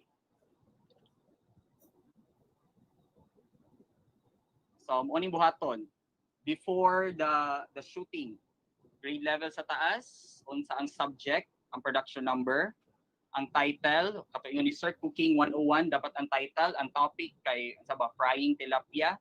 Treatment nato is narrative tutorial. Narrative tutorial kay na may gibuhat si atong actor, no, wala lang man siya nag-talk. Runtime is 3 to 5 minutes, 4 minutes. Ang scriptwriter si Sir Emmanuel. Instructional objective, copy paste na to from the script of Sir. Now here you have 3 columns here. Atong storyboard sa first column is the storyboard or shot number. Sa second column is description of the visual, and sa last katong sa script unsa tong giingon nila, wala siya sa last. Pinakauna nato is opening billboard. So butang diha ang opening billboard as screenshot or katuingon ako na OBB lang ang ibutang diha. Again, the opening billboard is kanang murag majestic kind of introduction sa inyong video. So opening billboard, insert title, walay voice over na siya. kung walay voice over inyong OBB. So afterwards, sa second na row is your first scene. O, gibutang unsa ang description. Close up normal angle of teacher speaking to class. O, wala siya. So para na ay direction si cameraman. So kabaro si cameraman no na close up. Like po to extreme close up no na siguro ulo na lang ang makitaan sa screen. Tapos diri sa pinaka-last, unsa tong lines na iingon niya kinin diri? Diri. Unsa ang lines na iingon niya diri na storyboard. Afterwards, the same gihapon diri na kay description kung unsang camera angle, unsa ang mahitabo sa graphics. And sa last column, unsa pod ang iingon sa ato ang actor ana na scene. So again, gi-merge nato si storyboard ug si script. So kini siya na document sa atong production na document, pre-production document. Diri mo ni siya ang guide before shooting, so that diretso na dayon no. O ma-remember nato kung unsa dapat ang suoton, unsa dapat ang camera angle, unsa dapat ang mga materials na naa sa ato ang shoot. So I guess that's all for storyboarding. So I hope that in a short period of time na namoy na learn, it is not my job to teach you how to illustrate, because for sure that you're the best in your division, you're very good at illustration. So I'm pretty sure that you can do better than this. So basta ang ako alang ayaw lang gid seryosoha pag drawing ang storyboard, na mura na kag nagbuhat og poster, nagbuhat na kag comics. Pwede ra gid siya kuris-kuris, ang importante na sabtan sa team o ma-visualize nila kung unsa ang ma-include sa ato ang video. So that would be all. Again, Brian Ephraim E. Miguel, willing to answer your queries and questions about storyboarding. Thank you so much. To the program supervisors, to Panabo City Division personnel, to my fellow teachers, good afternoon. I'm Mr. Nelson M. Vergara, Junior of San Vicente National High School, teaching Computer System Servicing NC2 and Animation NC2 in Senior High School. I was tasked to share with you the basics of educational video production. I know that you have already a knowledge in video editing, so this will just serve as a review for you. So let's start. Video, ibig sabihin in Latin ay I see o nakikita. So meron na po siguro tayong ideya kung ano ang video, but let's talk about it in academic perspective. Una sa lahat, tingnan muna natin ang katangian ng video. 1. Video is audiovisual, meaning naririnig at nakikita. Kinukuha po nito ang attention ng mga viewers dahil nga mas buhay ito sa paningin at pandinig natin. Video is electronic.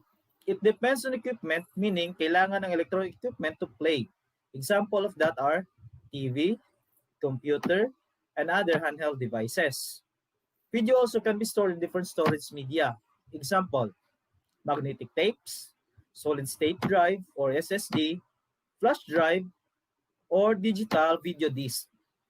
Video also can be instantly playback. Ibig sabihin po nun, pwede pong ulit-ulitin i-play ang isang video.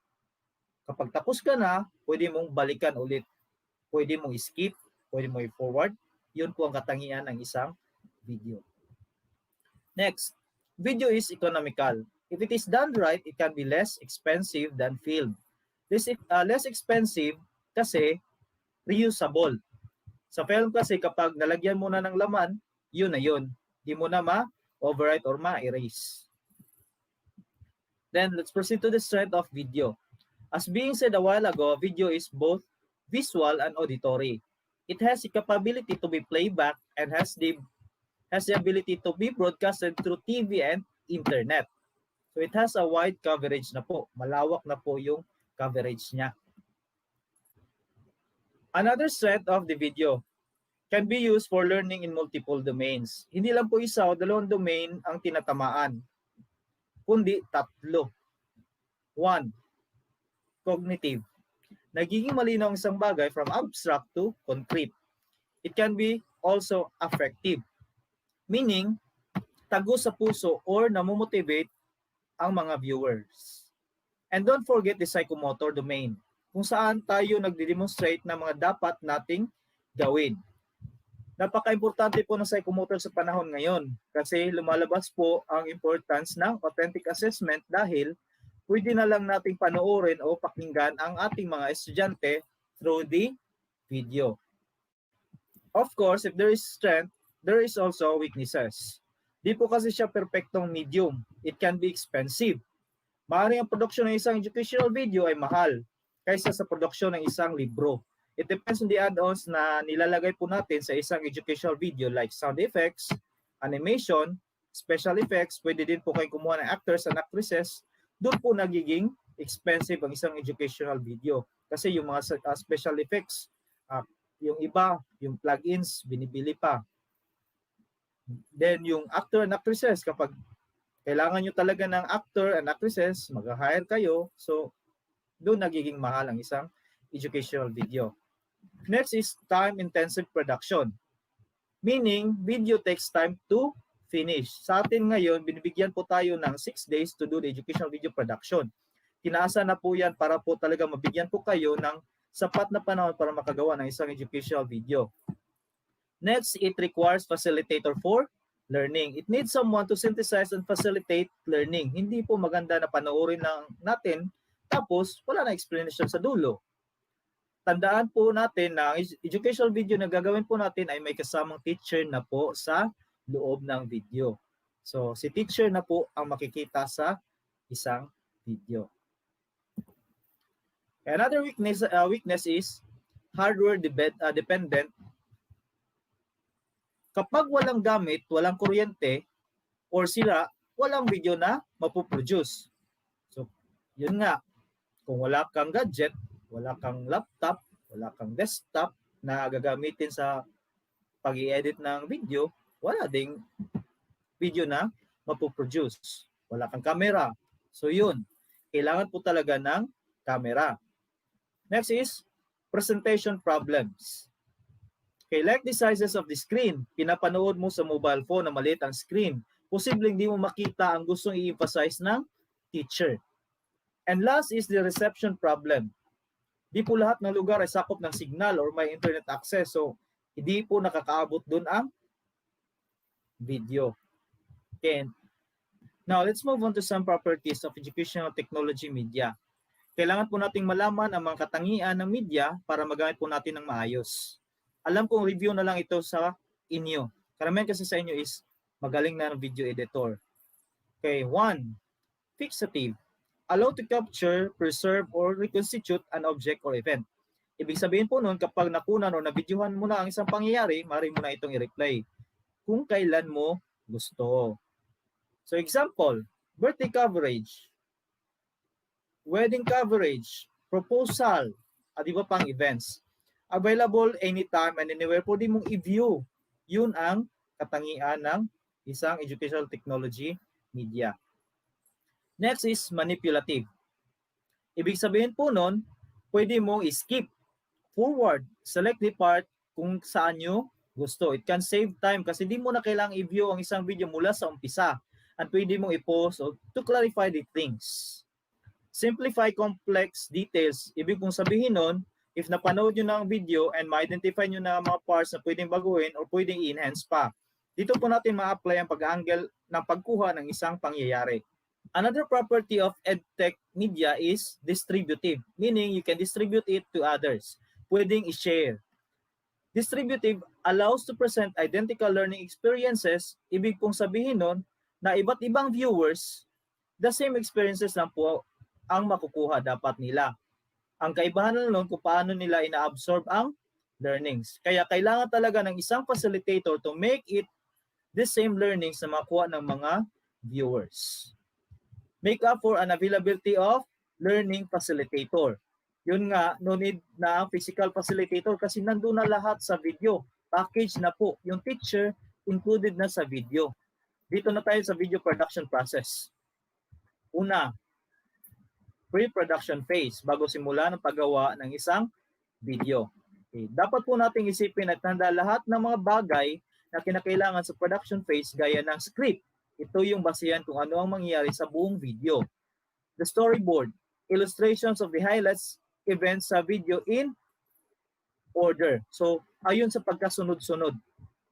Camera, stage, lighting, sounds, production phase, the actual shooting and audio-visual recording. Dito maganap ang pagdidirect ng isang video. Dito din ginagawa ang audio recording. Next is post-production phase. So after the shooting event, dito maganap ang video editing, testing and evaluation. Kung sa tingin ng evaluator ay may pwedeng i-enhance, mag-shoot na naman kayo, aiming na mapaganda pa natin ang isang video. Okay, video production crew, script writer. So, ito na. Does audience analysis, topic research, and write scripts, meaning siya talaga ang utak ng video production. Trabaho po niyang alamin kung sinong audience o sinong manonood ang video na gagawin. Saang lugar, anong religion, dapat po i-consider niya yon. At siya po ang gagawa ng script na gagamitin sa video production. Okay, illustrator, partner of the writer. Bakit nga ba partner? Because he is the one who will illustrate the character and scenes in sequential manner na makita sa video and later be utilized in video editing. So yun ang trabaho ng illustrator. Director, the one who manages the entire video production. In our case, kasi 5 lang tayo, pwedeng ang scriptwriter will be also the director. Or the videographer can be also a director. So we will utilize the 5. So karamihan sa atin is karamihan sa amin is yung director, yun na ang scriptwriter kasi siya yung may alam talaga sa video. Siya yung may knowledge talaga kung ano ang mangyayari sa isang video. Videographer, the person who operates the camera and will look for best angles to shoot the subject. Trabaho po niyang kuna na magandang shot ng subject para di masagwa tingnan sa video. Okay. Next is animator. Creates motion graphics from text, images, including 3D models if necessary. So, let's go on to animator motion graphics. Motion graphics.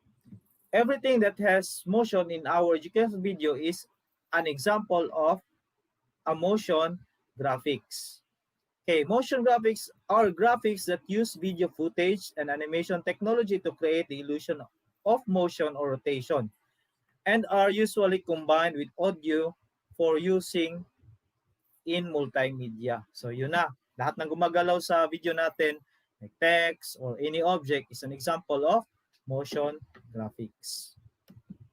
A motion graphics catches the attention and interest of the viewers by seeing it in an animated way. Motion graphics can be found in different media examples like TV, internet, and many others. Video composting is a process of combining visual elements from different sources, meaning galing sa iba't ibang sources at nilagay sa isang footage. A live action shooting commonly called chroma key, blue screen, green screen, and many others. I know familiar na kayo ng mga video editors nito. So example of that softwares na kayang mag-chroma key, blue screen, green screen are Filmora, Vegas Pro, and After Effects. Ito yung mga common na softwares na pwedeng ma-apply ito. So sa After Effects matagal kasi pero meron tayong Filmora and Vegas Pro. Okay. So example of motion graphics and video composting. So title sequence which can be seen in many movies. Next is animated caption. So makita ito sa TV reporting. TV stings. So saan karaniwang makita to? Animation. So next is interactive menu in DVDs, 'di ba? Notice niyo yung kapag mag-play tayo ng isang pelikula na naka-DVD, 'di ba? Mayroong mga options kung ano mga scenes. So diyan yung makita yung interactive menu. Okay, let's go back to video production crew. Kasi nasingit ko lang yung motion graphics kanina. Okay, video editor. So ito yung pinaka mahirap kasi dito talaga ginagawa yung video, yung pag-edit. The person who do the entire editing from the production of the video. The most stressful part because ito yung matagal gawin. Siya rin nagagawa ng enhancement ng audio up to mixing it to the video. Kapag meron pang mga retoke or meron pang nakitang mga mali na gagawin, so video editor na naman ang mag-a-add. Okay, talents. The main character sa video production po natin, pwede ng guro, pwede po din yung scriptwriter natin. So, kayo po ang pipili kung sino talaga ang magiging main character natin sa ating video. What story can you tell with your camera? So, si Sir Kim Antepesto po ang magdi-discuss nito. So, after ko, siya na naman. Okay, what stories can you tell with your camera? Okay, the best video can be in simple shots but in best angle. So, importante po na nasa magandang anggulo po kayo kung kukuha ng shots para hindi sayang yung time.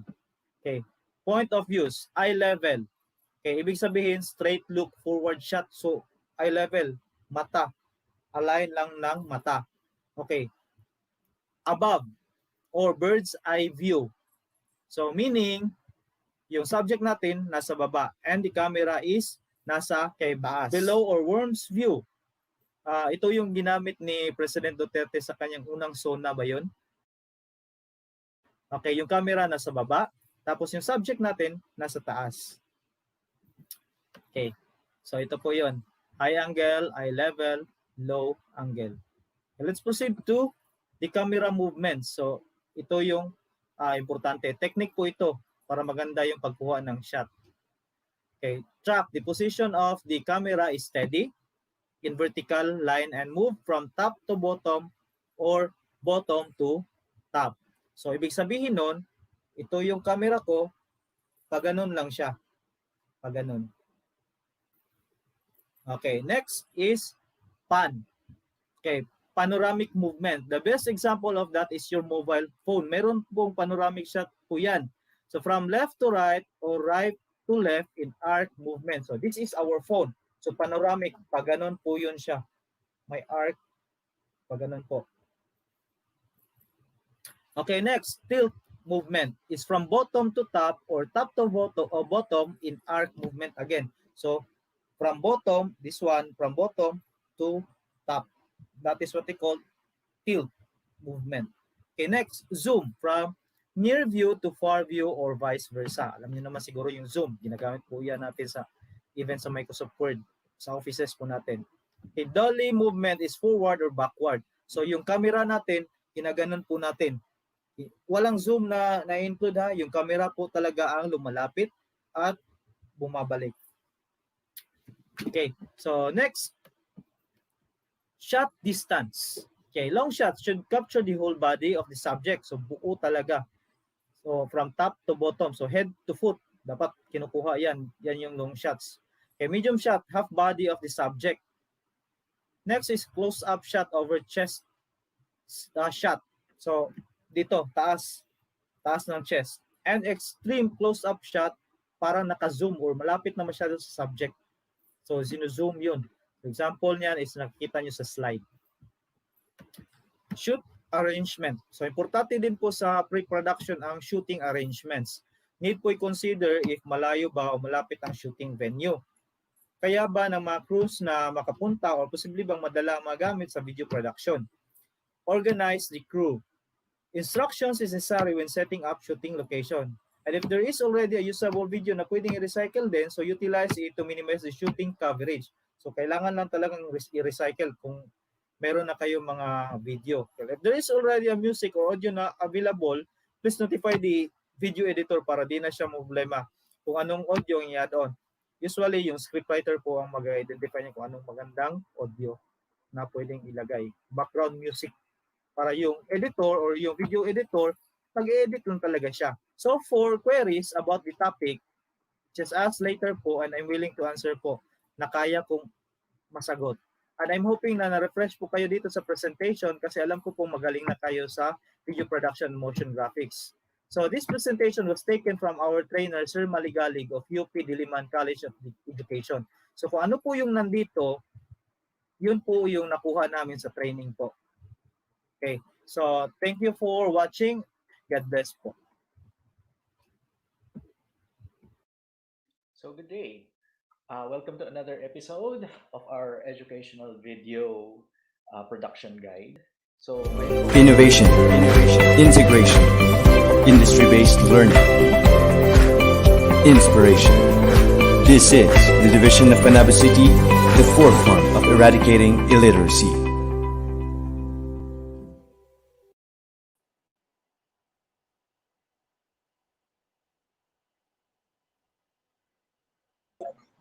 Yes, sir. Welcome po.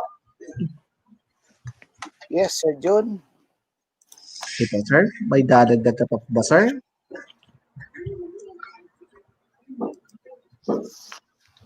Yung ano lang John na paalala ko lang sa lahat na yung TV broadcasting, pwede nating gamitin yon kung meron tayong istasyon ng TV dito sa Panabo. Nagkataon na meron tayong cable network dito. So kung pwede nating ipalabas doon ang ating mga recorded na mga episode ng mga aralin, pwede nating ipakita sa mga bata yon doon. Kagaya ng pilot episode ng IBC 13 na yung guro talaga ang ipinakita nila nagtuturo na live. Yun lang Sir Jun. At alam ko na mataas pa yung video, may karugtong pa yon, pero hanggang doon lang tayo, yung educational script writing, yung storyboard at saka yung video production. Yun Sir Jun. Okay po. Pero sir, 'di ba ang ipinakita mo tong video ay this is actually a team effort. If ever that yun nga po nabanggit po ninyo no na kung magkakaroon tayo dito ng TV-based instruction based doon sa kung meron tayong station available, this is a group actually. They are called the development teams po ng isang production. Ano po? Tama ba ako, Sir Peter? Tama Sir John. Tama po. Yes po. So sa mga kaguruan po namin baka masyado na kayo, ang dami palang gagawin. Hindi po.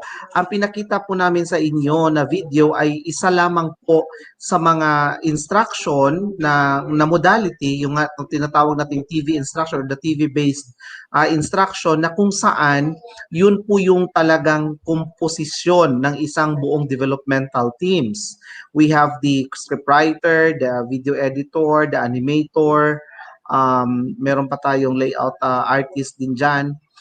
Tsaka of course, 5 po yan lahat na yun pong mga speakers na nakasama ni Sir Peter ay yun po sila yung pinadala natin ng region doon po sa pagsasanay sa central office. Yun po yung production team ng isang buong region. Pero dito po sa atin sa Panabo City, tulad nga po ng nabanggit ni Sir Peter, if we are going to have our own TV station or yung meron tayong TV station na pwede we can attach, then most probably, isa po kayo na mga kaguruan na nanonood sa amin kung meron kayong mga talento dyan sa pagdating po doon sa TV broadcasting or TV production ay mapipili po at makukuha din po kayo. Ganun po yung purpose natin sa ganitong pagkakataon. Okay po, Sir Peter? Okay po, Sir John. Salamat. Yun. Kung sino man yung may mga talento, magsabi na kayo para kukunin namin kayo bilang mga guro sa ating TV broadcast. Yes po. Ayan. Maraming salamat, Sir Peter Mijares. Yan, si Sir Peter po ang ating education program supervisor sa Filipino. At the same time po, siya din po ang ating focal para naman po sa radio-based and TV-based Filipino po. Sa punto pong ito ay makakasama naman natin on screen ang ating Education Program Supervisor for English na si Ma'am Maria Perpetua Angelita G. Suelto or si Ma'am MPA. Ayan. Okay, para hindi masyadong mahaba or si Ma'am Bemby for short. Of course, siya naman po ang ating focal naman na magdi-discuss ngayon para po sa radio-based instruction. Ma'am Bem, magandang hapon. Yes, hello. At last nakapasok na rin ako. Yes, wow. Live na naman. It's part of the challenge. It's part of the difficulties in the new normal. Good afternoon, June. Yes, ma'am. Good afternoon, ma'am. Good afternoon. Sige po, ma'am. Okay na po ba kayo, ma'am? Shall we begin now? Yeah. Okay po. Yes. Sige po. We'll be talking about radio-based instruction. Yung kanina, we have just heard about TV-based instruction. So TV-based instruction or Pwede ring radio-based instruction. So let me start by trying to share to you this sample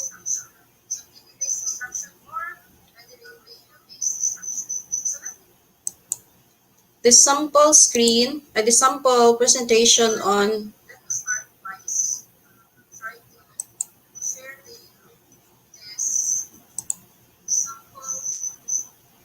I don't know, nakita na ba June? Not Can you yet see po, this ma'am. June? Not Hindi yet. pa po, ma'am. Wala pa po, ma'am.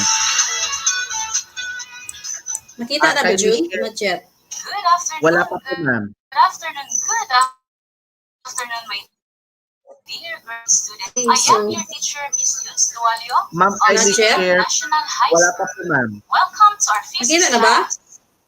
Wala pa, ma'am. Ang audio lang po Sandali. naririnig namin po, ma'am. Okay, so audio. Yan na. Bagong ano na naman to. It's a new challenge for me. Okay, so actually, Okay, ma'am. I'm going to present to you a sample of the RBI production of. So what will I do with this? Dali, ha? Radio on. Wala ka, June. How about that one, June? Not yet po, ma'am. Okay, how Kindly about click that the one? share po. Baka hindi po nyo na-click yung share, ma'am. Or yung mismo Okay. application. Yun ang sabi ko, it's part of. Welcome to our physics class. Oh my God. See, I cannot. Narinig ko How about lang that yung audio. Yeah. Wala pa po, ma'am. This afternoon. Stop share nyo muna Okay, po, so ma'am. makarinig nyo ang again. Before Opo. that, Stop share nyo po muna, ma'am. Stop share nyo muna yung today's lesson. ano nyo po. So share ko muna Yung yung share screen and then Stop share muna, ma'am. Are you already grading, students? okay, so that's it. Well, anyway, narinig Cancel. naman po namin. So June, okay lang po. Naririnig nyo ang audio? Yes, ma'am. Anyway, this is too long. Get your module, notebook, and ball pen. Again, kindly get your module, Oh, so sayang. Di ka na. and ball pen. Okay. Siguro June because it's too heavy. So anyway, that's part of the. It's part of the new normal challenges. As I told you. It's okay, Okay, ma'am. so share screen. What will I do now? I don't know how to do it. In StreamYard, actually. Yes, ma'am. Bali pa, once you share the screen, you try to find po yung application window po or the entire screen nyo na lang ma'am po, ma'am. I-share nyo, ma'am, para makita nyo agad yung inyong application na in-open po. Okay, this one. Then, do not forget to include the audio. Then, you click po the Yes. share, ma'am. Mm-mm. Yes, yun ang nga problema ko. Something is wrong with my laptop siguro talaga. Oh, napindot ko na ng maraming beses. Yan, ayan ha. Hi, yes, ma'am. We are seeing it now here. Yan po. Nakita ko ba? The radio Loading business. pa siya, ma'am. Loading pa siya. Yeah. So something is wrong with the connection. Okay, ma'am. Yeah, Sige so, po. Present screen na siya, ma'am, para lalaki po. okay. How about that one? Kita na ba, June? Yan. Yes, ma'am. Go ahead po. Okay, so yun. Embracing the new normal is indeed not easy. It's not an easy task. It's not easy thing to do.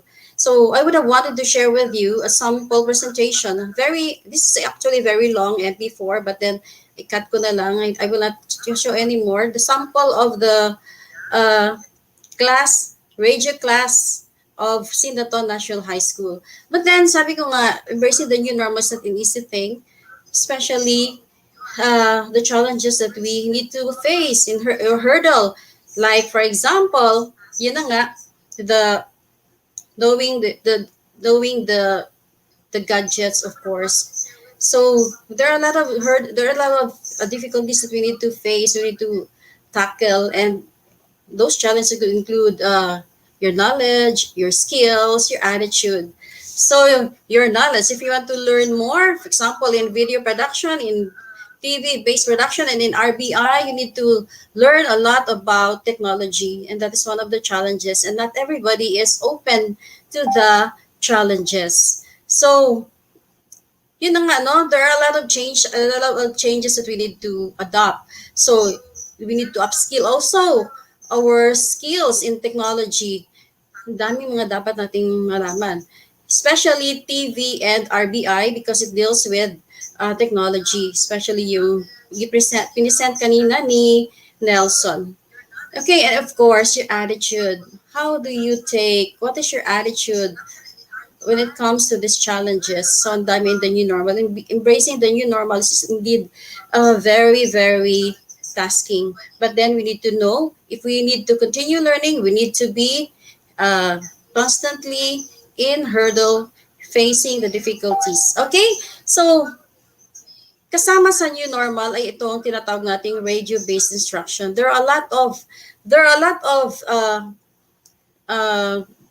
difficulties or needed preparations that we need to take or to tackle in order to have a production. Kagaya na sinabi mo kanina sa production team natin, ang bilis lang, no? 30 minutes lang or 20-minute video. But then, ang mga tao na involved doon ay medyo marami. We have our development team. Kung sa RBI, sa TVI, meron tayong 5 na bahagi or part of the team. Meron tayong video editor, meron tayong content editor, may script writer, meron tayong illustrator, animals and motion graphics. Ang galing-galing ni Nelson kanina. So, dito naman sa radio, mostly, you are mga script writers. Ang challenge naman, being a script writer, how are you going to convert a module into a script? So, kailangan naman dito ang challenge. Ang challenge naman dito is your voice, the attention span. How are you going to get the attention span of the learners or of the students? Diba? Sa mga sigurado ako sa bawat eskwelahan natin ngayon, we are also, while you are watching, or are you still watching, or you're still listening, while you are doing those tasks, you're also actually busy with the module preparation for sure. There are a lot of multitasking, pero ganyan talaga tayo, di ba? So ito na nga yung radio-based instruction. Ang dami-dami nating dapat alamin din dito. But in this presentation, ang daming mga dapat alamin natin sa radio-based instruction, but for the information of everyone, out of the 48,903 grand total enrollment as of July 15, 2020, only 2.68% ang nandyan sa radio-based instruction. Okay? So, yung iba naman ay modular learning, 81.85%. Kanina binahagi sa atin ni Ma'am Helia ang modular learning. Okay, so ano ba mga challenges naman sa new normal ng modular learning? Kailangan din dito, di ba? Kasi kailangan dito na this is intended for the independent readers. So, as independent readers, as independent learners, you should know how to read by yourself. And of course, the reading comprehension skills is very important also. So that's for modular learning. Meron tayong mga dapat dyan, no? That could be a partner of radio-based instruction.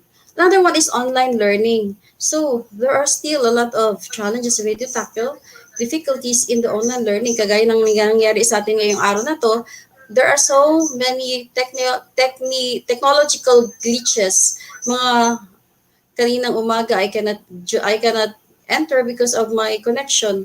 Ngayon naman, I need to change my laptop because naglag na talaga si HP calling. Kaya kailangan na naman tayo, we need to tap resources for this. So online learning and laptop is one of the things that we need, our connection.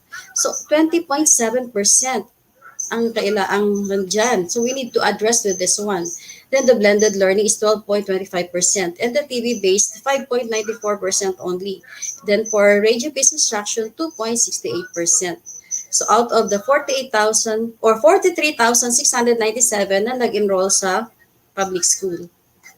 So, yun na nga sinabi sa atin kanina, this webinar actually is more on the DepEd Memo C1 2020-00162 or the suggested strategies in implementing distance learning delivery modalities, DLDM, for school year 2020-21. So nalaman na nga natin kanina that there are distance learning may be implemented through the following delivery modalities. First is the modular distance learning, or the MDL, and the digital modular DL, or the printed MDL. Then, so ang modular could be digital or could be printed. Then we also have the online distance learning. So kanina naman TV, radio, and the blended distance learning. So ano nga ba itong school on air or the radio-based instruction or IBI? Okay, so when I say IBI, this modality caters the education of learners in remote areas. So marami tayo dito, especially sa southern part of our division. So meron tayo sa Panabo South District, medyo malayo. Even here in Panabo North District. So marami-rami tayong mga learners na hindi maabot sa online. So this radio-based instruction could be one of the modalities that will be helpful in order to make it sure that the learners will continue learning. So this is conducted by radio or via radio transmission using airtime provided by the local and national radio broadcasting stations. So that's one of the difficulties here in our cities, that we don't have yet a radio station which would help us in making it sure that the learners in the remote area could be reached. So wala pa tayo as of now. No, meron na sana noon yung Dream Radio, but then there was something wrong yata. So parang nawala na sila sa ere. So we have a problem with that. So, but then we have to be thankful to our SGOD team, especially to our SOCMOB, our social mobilization in charge, Ma'am Annalisa Mendoza, because she informed me that we had actually inked a partnership with a radio station in Tagum City, and that is DXKM. So we were already given a time slot every 3 to 5 p.m. every day. So as of this week, we are actually finalizing the contract, the memorandum of agreement with the said radio station. So, and we are so fortunate that in our city, in our division, we have one school head in high school, in the secondary school, Glenn Patriarca, was able to successfully use radio-based instruction. So he was able to do that in the dry run. So congratulations to Sindaton National High School. So as of the moment, we have one in Sindaton, and they're actually having continuous improvement, especially in the class program. Marami pa silang binabago kasi na obserbahan nila na kung masobrahan sa it's also very tasking on the part of the teacher. Medyo nakakapagod talaga kung ilang oras din siyang mag-talk talaga na live, no? Kasi live sila. So that's why we need to know about how are we going to record our script, so that it will not be that tasking for the teacher in the radio-based instruction. So hopefully we are also waiting for the other school heads to have this radio-based instruction, especially in the elementary. So meron na yatang mag-o-open din ng RBI sa elementary. So this is another viable approach in the installation of a horn loudspeaker. Another viable approach is the installation of a horn loudspeaker or trumpa in a community learning center or within the vicinity of the community where learners are situated, and corresponding pre-recorded radio skip lessons are broadcast. So again, pre-recorded radio skip lessons are broadcast. So kailangan din talaga na mag-record na lang tayo para hindi tayo mahirapan. So especially sa radio-based instruction. Okay, so trumpa, pwede pa nang magamit yan. So you may gather, for example, in one purok, the learners, tapos yon ang klase is through a horn loudspeaker. So that is still part of the radio-based instruction or the RDI.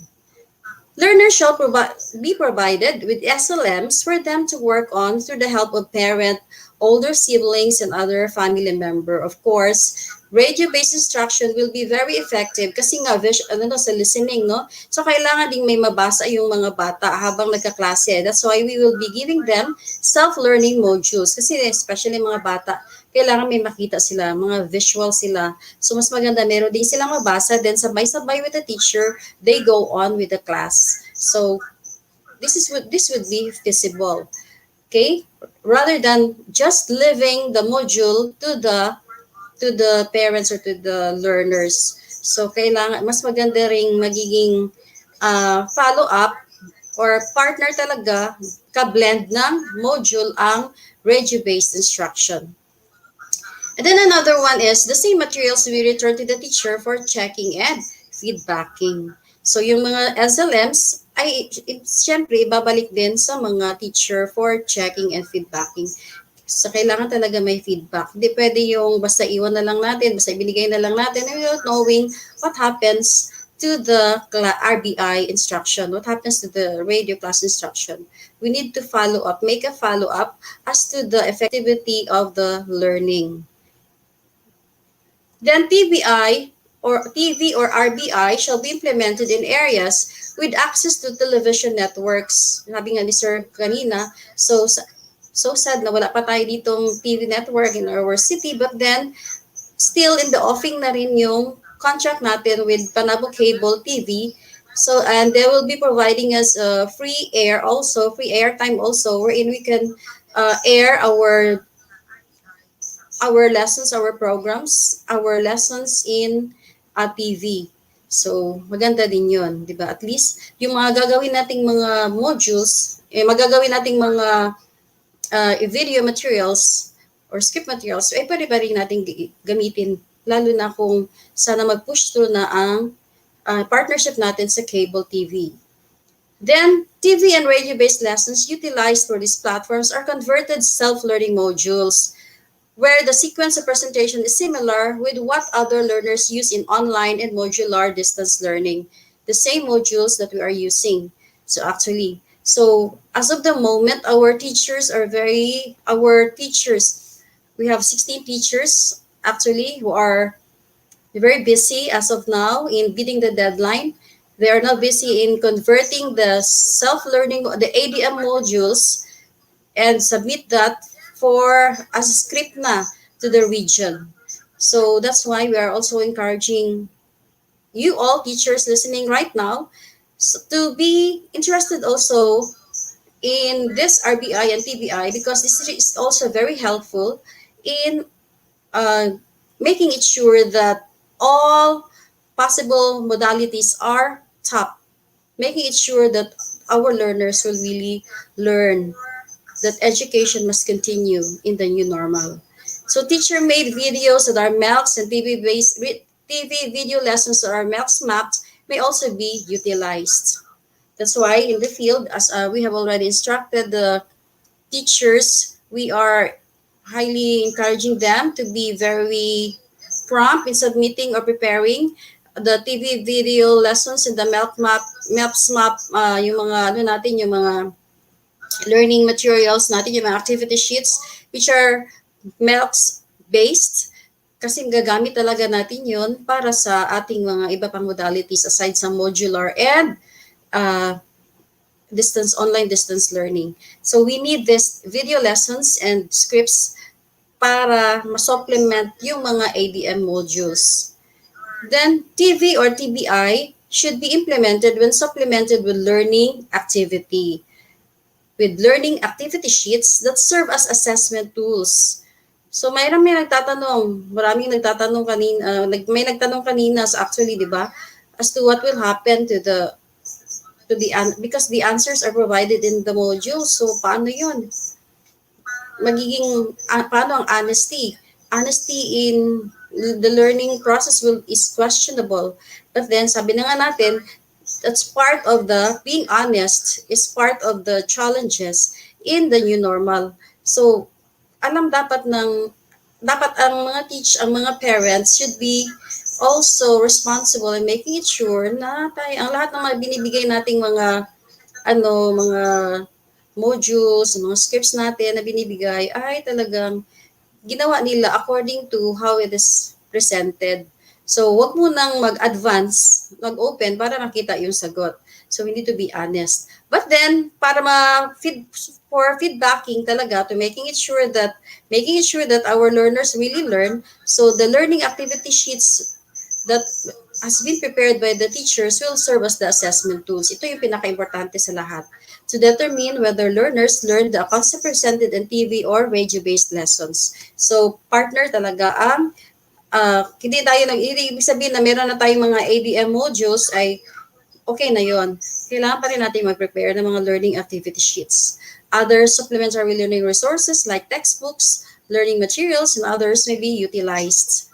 So, gaya ng napag-alaman namin sa dry run, sa English 3 for example, sa modular. Kasi most of the dry run are in modular. Isa lang nga yung RBI doon sa Sindaton. Napag-alaman namin that in the grade 3 lesson, for example, one of the competencies is constructing, the students are expected to construct sentences. Imagine grade 3, construct sentences. Medyo mahirap talaga yon. So that's why I suggested to the teacher in Consolacion Elementary School to craft supplementary materials to give the learners prerequisite activities.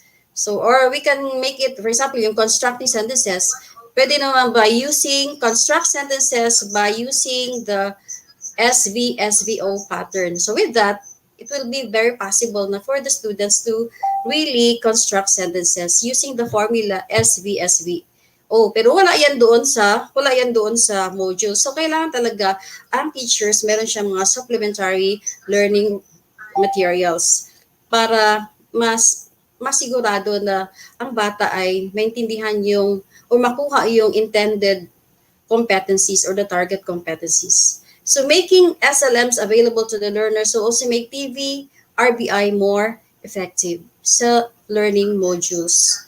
So, di pwede yung script lang kailangan na ang teacher lang nagsasalita. Kailangan yung bata may kasabay na ginagamit na SLMs or pwede rin mga sample learning activity sheets. Materials for learning exercises, enrichment activities, and assessment may be provided in printed form. Printed form talaga. So, para sabi nga natin, para maging visual talaga, makita talaga ng bata. Meron siya mababasa. So, schools shall provide the learners as well as their parents, guardians, learning facilitators, the broadcast schedule of lessons, of course, para alam nila kung kailan sila, kailan ang slot ng, anong subject ang i-airing ngayon o hindi. So, this should be the schedule of lessons or the class program should be communicated to the parents and to the learners. So kagaya ng sinabi natin kanina, kung ang binigay ng DXKN ay 3 to 5, so yung 3 to 5 kasi nga 30 minutes lang ang attention span na ibigay ng isang estudyante para maging effective. So siguro mga apat na subjects na ang pwede nating magamit doon sa slot na yon. The duration. Okay, learners shall be directed to watch an educational TV program or listen to a radio program facilitated by DepEd. The duration of every lesson episode shall depend on the complexity and length of the modules based on the targeted learning competencies and the allowable airtime agreed upon by the DepEd and the TV radio station. Kasi nga mahal naman yung airtime. So, mas maganda talaga sana bigyan tayo ng yung free airtime ng mga TV or radio station. Sana merong nakikinig sa atin ngayon. Enhancement of understanding of key concepts and clarifications on possible area of confusion in the lesson that was viewed or listened to shall be done during home visits. So pag sinabi ting home visits by subject area teaching learning facilitator, only whenever possible. So, kung hindi pa pwede ang face-to-face instruction, ang face-to-face modality, so para masigurado talaga na merong follow-up, hindi nga pwede yung ihatid lang basta, no? Basta naihatid lang. Meron tayong mga advocacy, pero nahatid lang. But then, importante nga talaga yung feedbacking. So, you can do that. We can do that through aside sa face-to-face, we can make phone calls, live chats, or text messaging among others. So in one of the elementary schools, in New Visayas Elementary School, ang ginamit nila during the reading intervention program, they also used handheld radio. So pwede rin palang magamit. Tuwang-tuwa yung mga bata na nakagamit sila ng handheld radio during the reading instruction. So this would also be part of the RBI. So aside sa radio, aside sa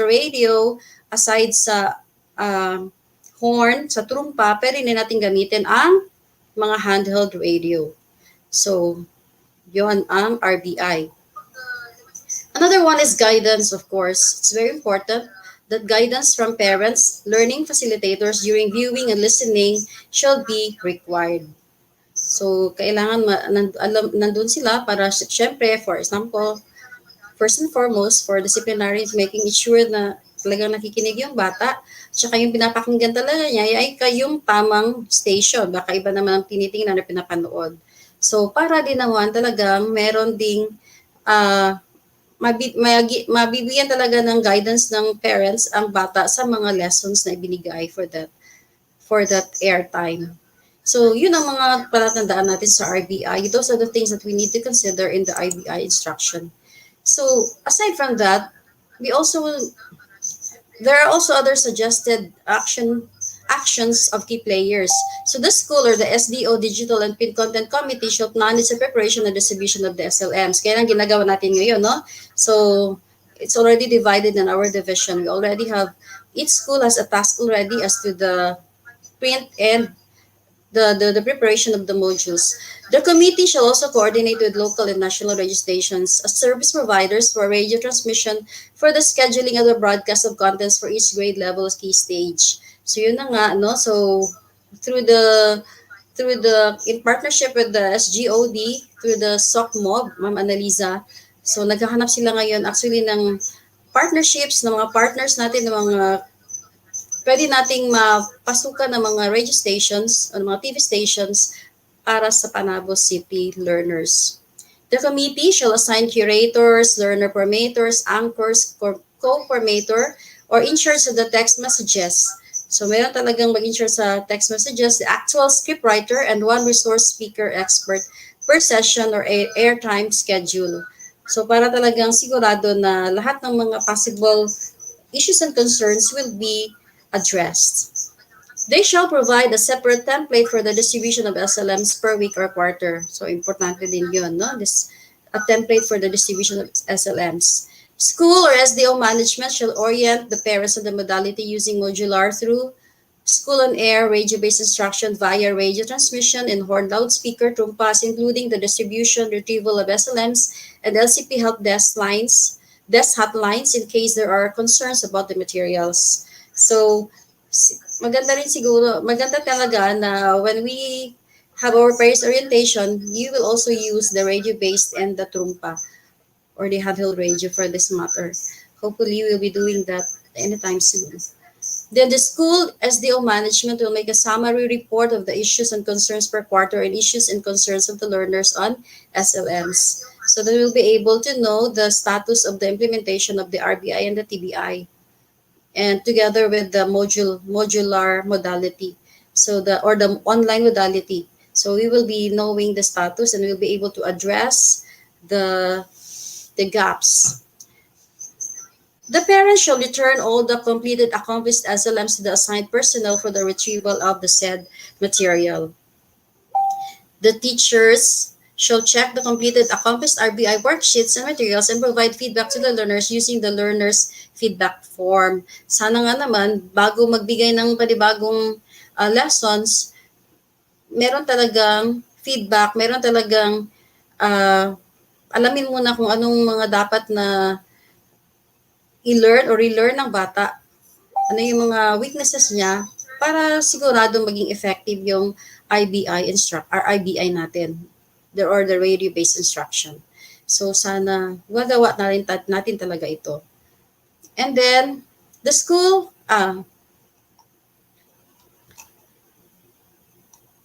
okay, so I'm done with that. The teacher shall check the completed accomplished RBI worksheets and materials and provide feedback to the learners using the learner's feedback form. So those are the suggested actions in the radio-based instruction bar slash TV-based instruction.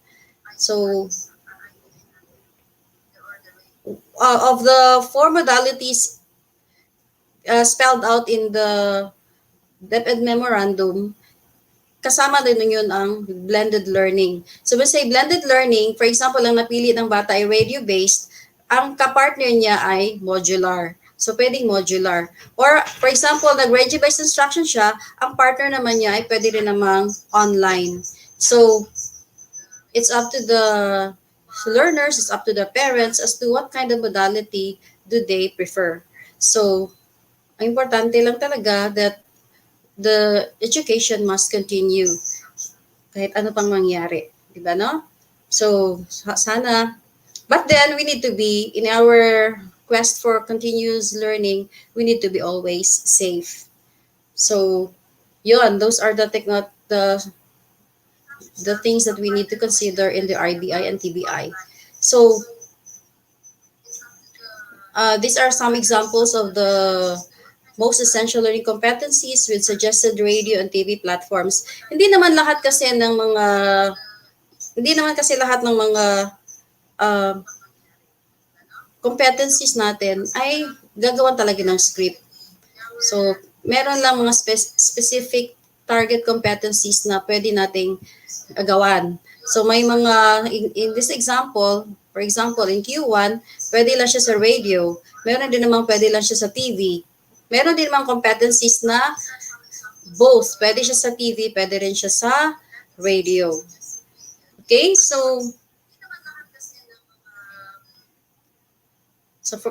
even sa kindergarten, meron din tayong radio-based. Lalo na sa kindergarten kasi nga more on mga read alouds. So maging effective ang radio sa kanila, sa mga bata, no? Then with the help of the parents, yung module magagamit nila sa guide. So it's very essential also for the kindergarten learners. Then we also have here yung mga samples natin. So sa RBI natin, actually, as of now, sabi nga natin, we have already given you the treatments, the approaches in developing scripts in radio in our previous trainings, division training. So hindi na namin ibibigay yan ngayon. So principles in writing for radio was also discussed during our LMS training, and the guidelines in preparing the script. So what we have now in our way forward is another training for teachers on RBI and TBI lang talaga. Kasi we are planning to conduct division training focused only on RBI and TV kasi we are going to convert modules into scripts. So sana kahit na hindi kayo nag-o-offer sa school ninyo ng RBI or TBI, you'll still be open for learning on how to make TV productions kasi nga yung mga videos natin ay nagagamit din naman natin sa ating blended material, sa ating blended modality. Okay, so hopefully before October magagawa na natin yung training for teachers. And we are also wishing that may mapili sana tayo mga teacher broadcasters. Kasi nga, di ba, maibagong mundo na naman itong papasukin ng mga teacher broadcasters. Di ba? Yun na nga, yung una nga, kung during class observation, minsan, di ba, medyo may inhibition sa mga teachers na may mga pumapasok sa kanila na mga mag-observe ng mga supervisors or mga principals. Pero ngayon, dito sa RBI and TBI, you are encouraged to share what you are doing inside the classroom. So, i-record mo yung mga ginawa mo using the technicalities of RBI and TBI, and then bingo, you'll be able to help a lot of learners. So, we'll be having a training on that. And another one is the conversion of SLMs to ebooks. Yung kasama na nga atin yun, interactive video lessons, radio scripts, and TV-based scripts in all learning areas. Kasi hindi nga kaya naman ng yung 8 lang na mga ano natin, yung mga pinadala natin sa region na sila lang ang magiging ang gagawa noon. So we need the help of other teachers na sigurado naming mga talented din. So yun na nga, meron tayong third batch of the search for teacher broadcasters. So we are encouraging all the teachers na please join, send your entry. Meron tayong mga sample videos on that na para you'll be guided as to how are you going to make your video production. Then send that kasi ang deadline yata, nag-deadline na ba? So kailangan sana mayroon tayong mga teachers na who are willing to share their talents on this. So, yun na nga, isa sa mga challenges din natin sa RBI and TBI is not on the strategies but on the technicalities. Kasi may mga technicalities tayong mga dapat sundin when we want to be a broadcaster. So, may mga do's and don'ts. And then, of course, kailangan dito yung mga artistahin talaga, di ba? Kasi kung sa radio, kailangan yung mga voice acting natin. The voice acting abilities natin ang kailangan dyan.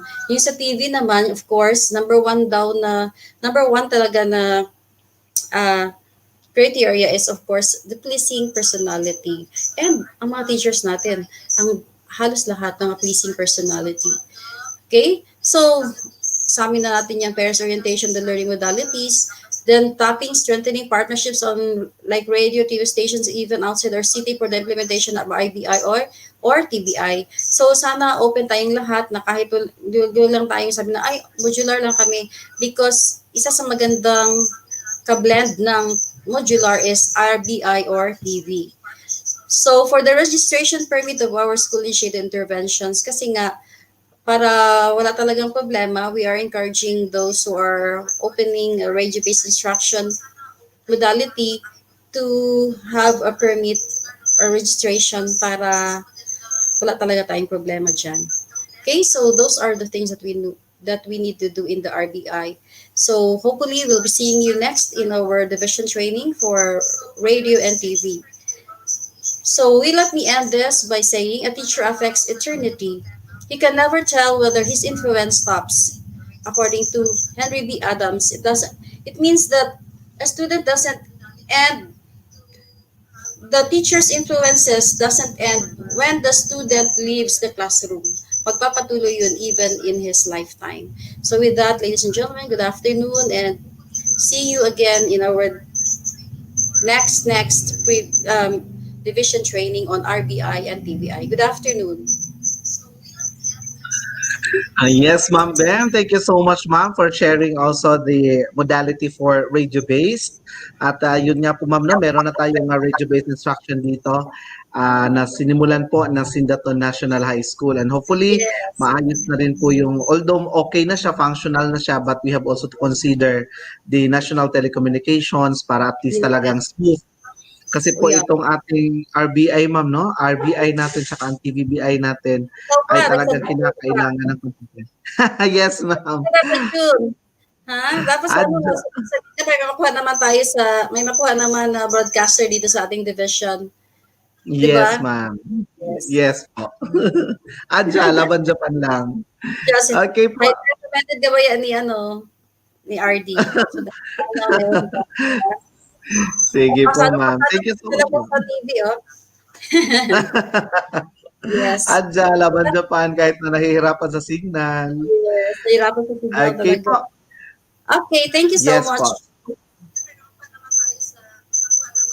Yes, Ma'am Bem, maraming salamat po sa iyong oras at panahon na ibinigay sa amin at see you po sa mga susunod na pagkakataon na magkakaroon naman tayo ng panibagong webinar.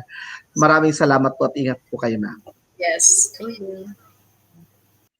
Okay, ayan po. Narinig po natin ang ating Education Program Supervisor in English na nagbigay po sa atin ng diskusyon patungkol po sa radio-based instruction and plus the modular instruction. Ano po? Kasi combination kasi talaga yan. Blended talaga yung dalawang yan because we cannot air something without also the help of our Bible, which is the self-learning module that is already approved and quality assured by the authorities that we have in DepEd.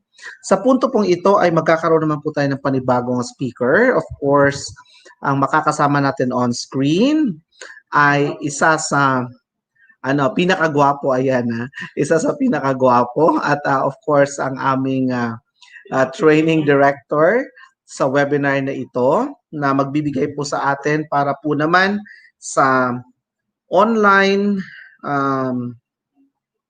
online modality plus the online distance learning plus modular instruction and the offline distance learning plus modular instruction. At tinutukoy ko po ay ang ating Public Schools District Supervisor at the same time ang ating Senior High School Division Coordinator na walang iba po kundi si Sir Neil Michael A. D. Asis.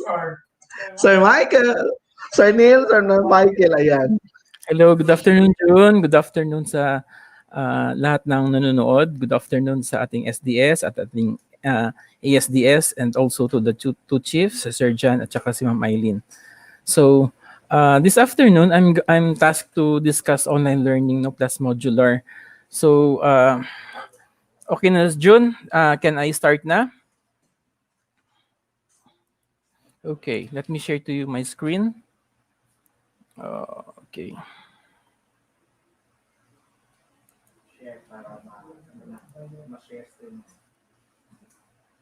Wait, okay.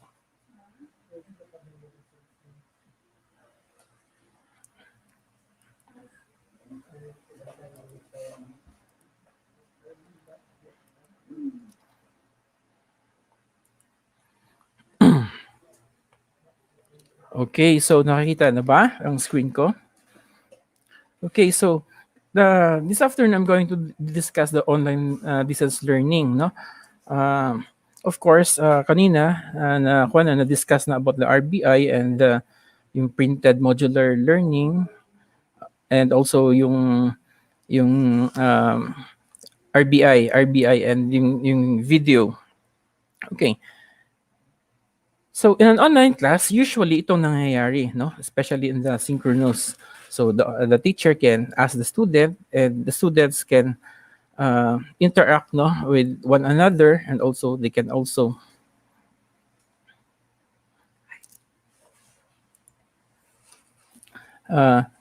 again the teacher can also the students can interact with each other, and also the teacher can ask the students to explain something, and the students can interact, and then when the students doesn't understand something, he may ask the teacher, and also that if a student can want to add something also, they have the opportunity to interact with each other.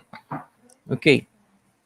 So a class adopting online distance learning shall follow the regular planning standards in the organization of classes set by DepEd. So hindi pwede na ang school mag-adapt lang ng online distance learning pagkatapos gagawa lang siya mismo ng sarili niyang guidelines. So dapat it should be aligned with the set of guidelines set by the Department of Education.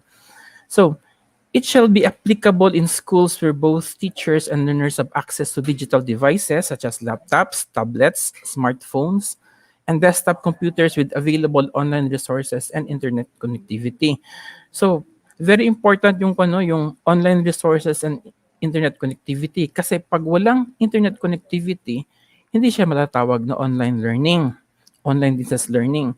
At saka hindi rin pwede pag ang teacher may gadget, ang estudyante wala, so useless din, or ganun din pag ang teacher walang gadget, ang learners meron, so useless din. So dapat meron kompleto, teachers and learners have access to digital devices such as laptops, tablets, smartphones, desktop computers, tsaka yung tinatawag na internet. So ang nakakuan ngayon, what is good nowadays is that may tinatawag na convergence of technology. So lahat lahat ng mga devices or most of the devices are merged together in what they call smartphones. So pwede ka din pwede para it works like a computer. Pwede din siya parang nakakatawag ka, nakaka-communicate. So maraming actually nagagawa ngayon using smartphones. Okay. So saan nanggagaling ang learning resources, no? The learning resources to be used are but not limited to the following. Number one, self-learning modules. So sa nasabi kanina ni Sir June, no, at saka ng mga speakers natin, yung SLM natin, yun ang pinaka-bible, no? Kung ano ang ituturo sa mga estudyante. So, nagsisimula lahat sa SLMs. So, first is the SLM. We can also get resources coming from textbooks. We have also primer lessons, activity sheets, teacher-made videos, and other supplementary learning materials, and also yung OER or Open Educational Resources. So, mga few months ago, there are so many mga webinars conducted by the Central Office on Open Educational Resources. So, ang mga teachers I know na expert na nito kung paano gumawa ng lessons using the OERs. So self-learning modules and primary lessons shall be converted to the different digital formats or digital content formats such as video, audio lessons. Yung kanina kay Sir Nelson, pinakita kung paano gumawa ng video at saka ng audio lessons kay Ma'am Bembe. And the SLM also shall be converted into interactive and inclusive electronic SLMs. So we have a group na ginagawa na meron na group in the region that are tasked to convert the SLMs into different formats. So yun ang magiging materials natin in the online learning. And this shall be available through the DepEd Learning Resource Portal. Pag na-QA na ang ginawa nila, it will be available in DepEd Learning Resource Portal, DepEd Commons, DepEd Learning Management Systems, and or different DepEd recognized LMS. So, gaya ng region, gumagawa ng LMS, yung National Office gumagawa din ng LMS. So, available dapat yung lahat ng yung mga different formats of the SLMs doon for students to access it. So, you have also different LMS na available. So, we have Edmodo. So, this learning management system constitutes tools and resources to manage classrooms and engage students remotely, offering a variety of languages. We have also Google Classroom. So, I know that most of the teachers are familiar with this. No, this helps classes connect remotely, communicate, and stay connected. We have also Schoology. So this comprises tools to support instruction, learning, grading, collaboration, and assessment. And we have also this yung lately lang tinuro sa atin, yung Modular Object-Oriented Dynamic Learning Environment or the Moodle. So it is an educational platform that provides custom learning environments for learners, where teachers create lessons and interact with learners and inform them of the class calendar of activities, submit assignments, take quizzes, and interact with their classmates. For me, para sa akin lang, no, sa sitwasyon natin na we're in, given all the resources that we have at the moment, I suggest that we make use of this Google Classroom because number one, it's stable, it's free, and because DepEd provided DepEd email accounts for all the teachers, yung DepEd account natin actually is naka-G Suite yon, no? So it is a paid account actually, and teachers can use it to their advantage. So if they use it, no, yung mga applications under Gmail, you can use it fully, no? Lahat ng functionalities nandun because our account is in G Suite form. So dapat no? Dapat gamitin natin yon. And Google Classroom is very stable. Okay, the ICTS uses Moodle, no, as a platform for the DepEd learning management system. So Previously, tinuruan tayo ni Mark C, no, about how to create Moodle. And also, the regional office also conducted a webinar on the LMS and using Moodle na as a platform. However, though, LMS may be used, no? Other available LMS may be used as long as there is a software that allows the school to administer, document, track, and record the progress of the learner. So this is very important kasi if the LMS doesn't allow us to track, no, to track records and progress of the learners, then it is useless. Parang hindi siya kumpleto ng LMS. So, is there a need for LMS in online learning? SLMs, I mean, in online learning? So it is advisable that where feasible, learners may also be provided with printed copies of SLMs in consideration of the allowable screen time by key stages or a support should there be power interruption. So kaya nga, if you can, if you try to to analyze everything, wala naman talagang pure na modality na gagamitin, kundi it would be blended kasi pag online kasi may mga pa rin, mga other requirements pa. So actually parang blended talaga sila lahat. So kaya nga kailangan talaga ng printed copies of the SLMs because later we will learn that kahit na online, hindi naman tayo araw-araw mag-online or the child will be facing the computer 8 hours a day, kundi may mga specific lang, no? May mga limits lang kung how long will they spend in front of their gadgets. So schools daw may adopt a combination of synchronous and asynchronous online teaching in consideration of the screen time guidelines by age recommended by the American Academy of Pediatrics or AAP and the World Health Organization, which is as follows. For kindergarten, the maximum lang that the kindergarten should be online. It should be a maximum of 1 hour daily, no? So 1 hour lang talaga. So for grades 1 to 5, it should be a maximum of 1.5 hours daily, and for grades 6 to 8, maximum of 2 hours daily. So that is recommended by the American Academy of Pediatrics and the World Health Organization. So this will also answer yung mga rumors at saka mga reklamo ng mga parents na mauubusan sila ng load o pagkatapos mga ganon, no, mga mauubusan sila ng mako-consume yung yung data nila for yung online activity ng nila. But actually, kukunti lang kasi 1 hour lang for kindergarten, 1 to 5 for grades 1 to 5, maximum of 1.5 hours daily. For grades 6 to 8, maximum of 2 hours. And for grades 9 to 12, a maximum of 4 hours daily. So 2 hours in the morning and 2 hours in the afternoon is recommended. So hanggang ganun lang. So hindi lahat, no, hindi 8 hours na babad sila sa computer.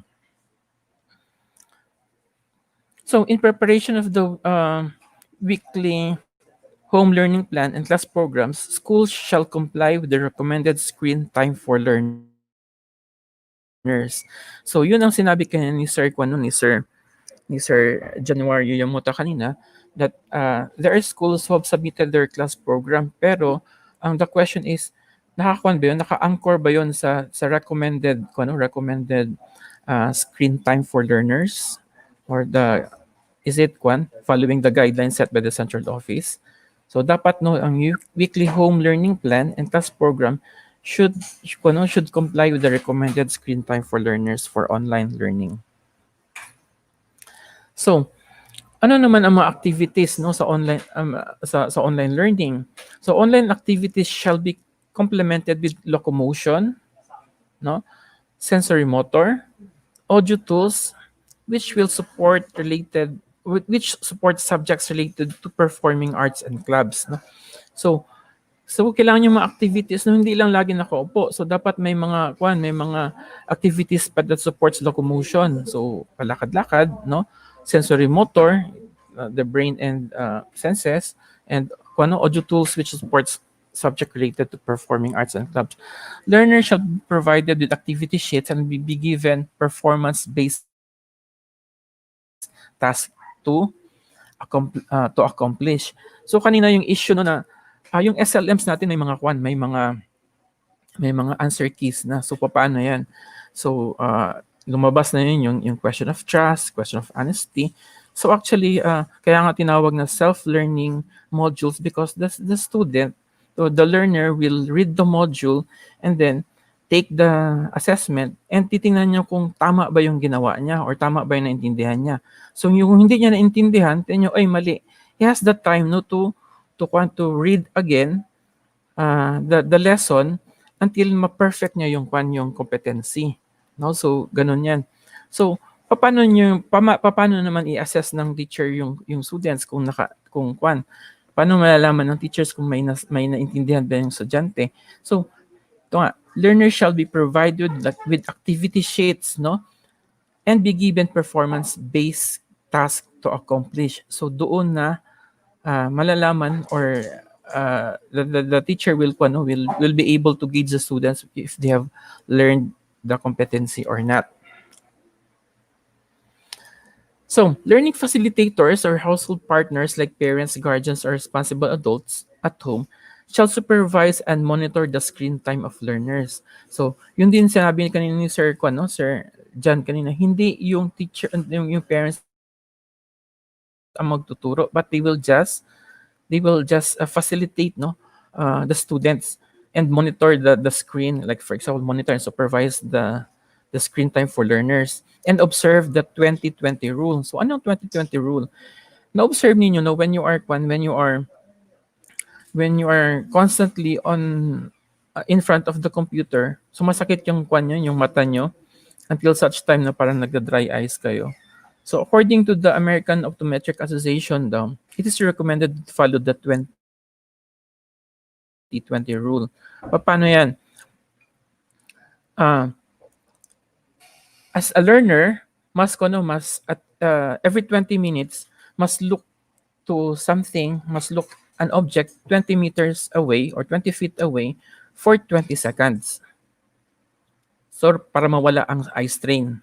So, every 20 minutes, so dapat titingin sa malayo pagkatapos for 20 seconds, no, para mawala yung eye strain. Kasi pag babad tayo sa screen lagi, so ano nangyayari, parang patindig-tindig siguro pagkatapos palakad-lakad, no, so that para hindi naman magkakuan kasi medyo sasakit ang likod pag nakaupo lang lagi. Schools must ensure that learning facilitators are oriented on the recommended screen time as well as break time from the screen. So for those who are offering online distance learning, it must be included during the orientation. It should be included and it should be emphasized to parents that screen time, dapat may screen time lang and break time for students from the screen. It is also very important that learners and parents shall be capacitated on the use of the learning management systems or the LMS, DepEd Commons, and the LR portal. So dapat alam din ng learners at parents kung paano gamitin yung learning management system. So for parents, dapat ma-monitor nila, no? Ma-monitor nila paano nila i-navigate yung DepEd Commons at saka yung LMS at saka yung LR portal. Kasi pag hindi nila pwede lang sila ilokohin lang mga anak nila na okay na pala, naka-download na or na-access ng DepEd Commons pero hindi pala. So dapat parents must also must be familiar with these tools, online resources, so that they can monitor their children. So before the start of classes, it shall be ensured that schools, through their ICT coordinators and teachers, with knowledge on managing the LMS and navigating the DepEd Commons and the LR portal through supervision of school officials, shall provide orientation for learners and parents on navigating these online platforms. So, discussion on online security and protection, digital footprint, promotion of digital honesty, and parental guidance and supervision are some of the topics that may also be included during the orientation. So, it's very important to discuss this during the orientation for example online security and protection kasi hindi natin alam yung if pag minsan di tayo napapansin, so post tayo ng post, for example, sa Facebook, picture ng anak natin with the names, kung saan sila napunta. Hindi natin alam yung privacy natin, nakakuha na, nabibreach na ang privacy natin. Kaya maraming mga accounts na fake accounts na nangyayari. It's because of this, no? So dapat dapat alam natin kung paano paano natin i-secure yung privacy, and protect the learners, no? Especially that they are minors.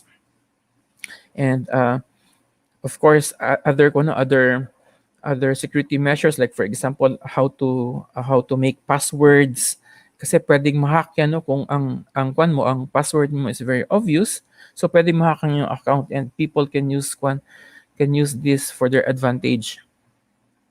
So of course, digital analysis is very important, kasi this is online, no one is watching you, and yung tawag dyan, the teacher can only observe you, or can only observe you this much. So hindi lahat nakikita nyo anong ginagawa. For example, magbibigay ka ng online quiz. So yun, mangyari, pwede may mga cheating. They can ask questions from their classmates through messages at through PMs, mga ganon. So kailangan dapat digital analysis must be emphasized also. Okay. Schools may organize the professional development activities to enhance teachers' understanding and skills in the use of the LMS through LAC session, coaching, and formal training, which can be done with the aid of online platforms. So this is very important, because we should also capacitate teachers on the use of the LMS and other online resources. Hindi pwede na iisang tao lang o kunting tao lang ang expert with the use of the LMS. Dapat lahat ng teachers, or lahat ng teachers na nagti-teach online should be experts on the use of the LMS. So this can be done through LAC and coaching, no? So may mga LAC sessions naman tayo na the program sa school. So this can be one of the topics. So yung formal training, no, na binibigay, so the central office is giving webinars on the use of the LMS, yung mga ganon, and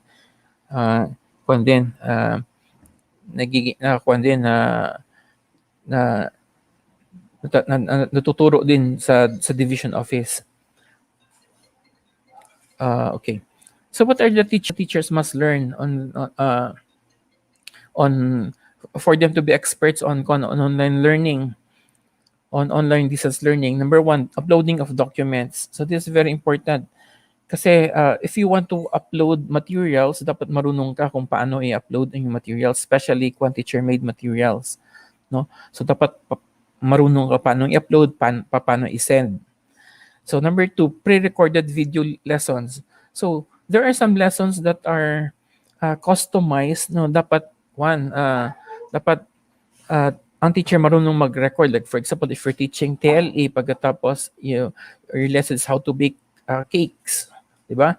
So paano yan? Mahirap na wala kang video, o puro text lang. So mas maganda kung may mga recorded video lessons that you can make your own, and then you can upload it and share it to your students.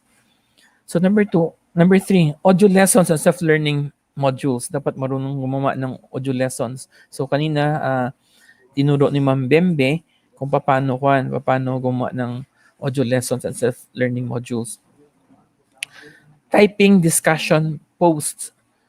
So in learning management systems, or like for example Google Classroom, pwede ka mag-post ng topic, and then students can interact with you by typing by commenting on the thread. So dapat marunong ka magbasa niyan, at marunong ka mag-follow ng thread, at marunong ka dapat mag-type, no, in the discussion post.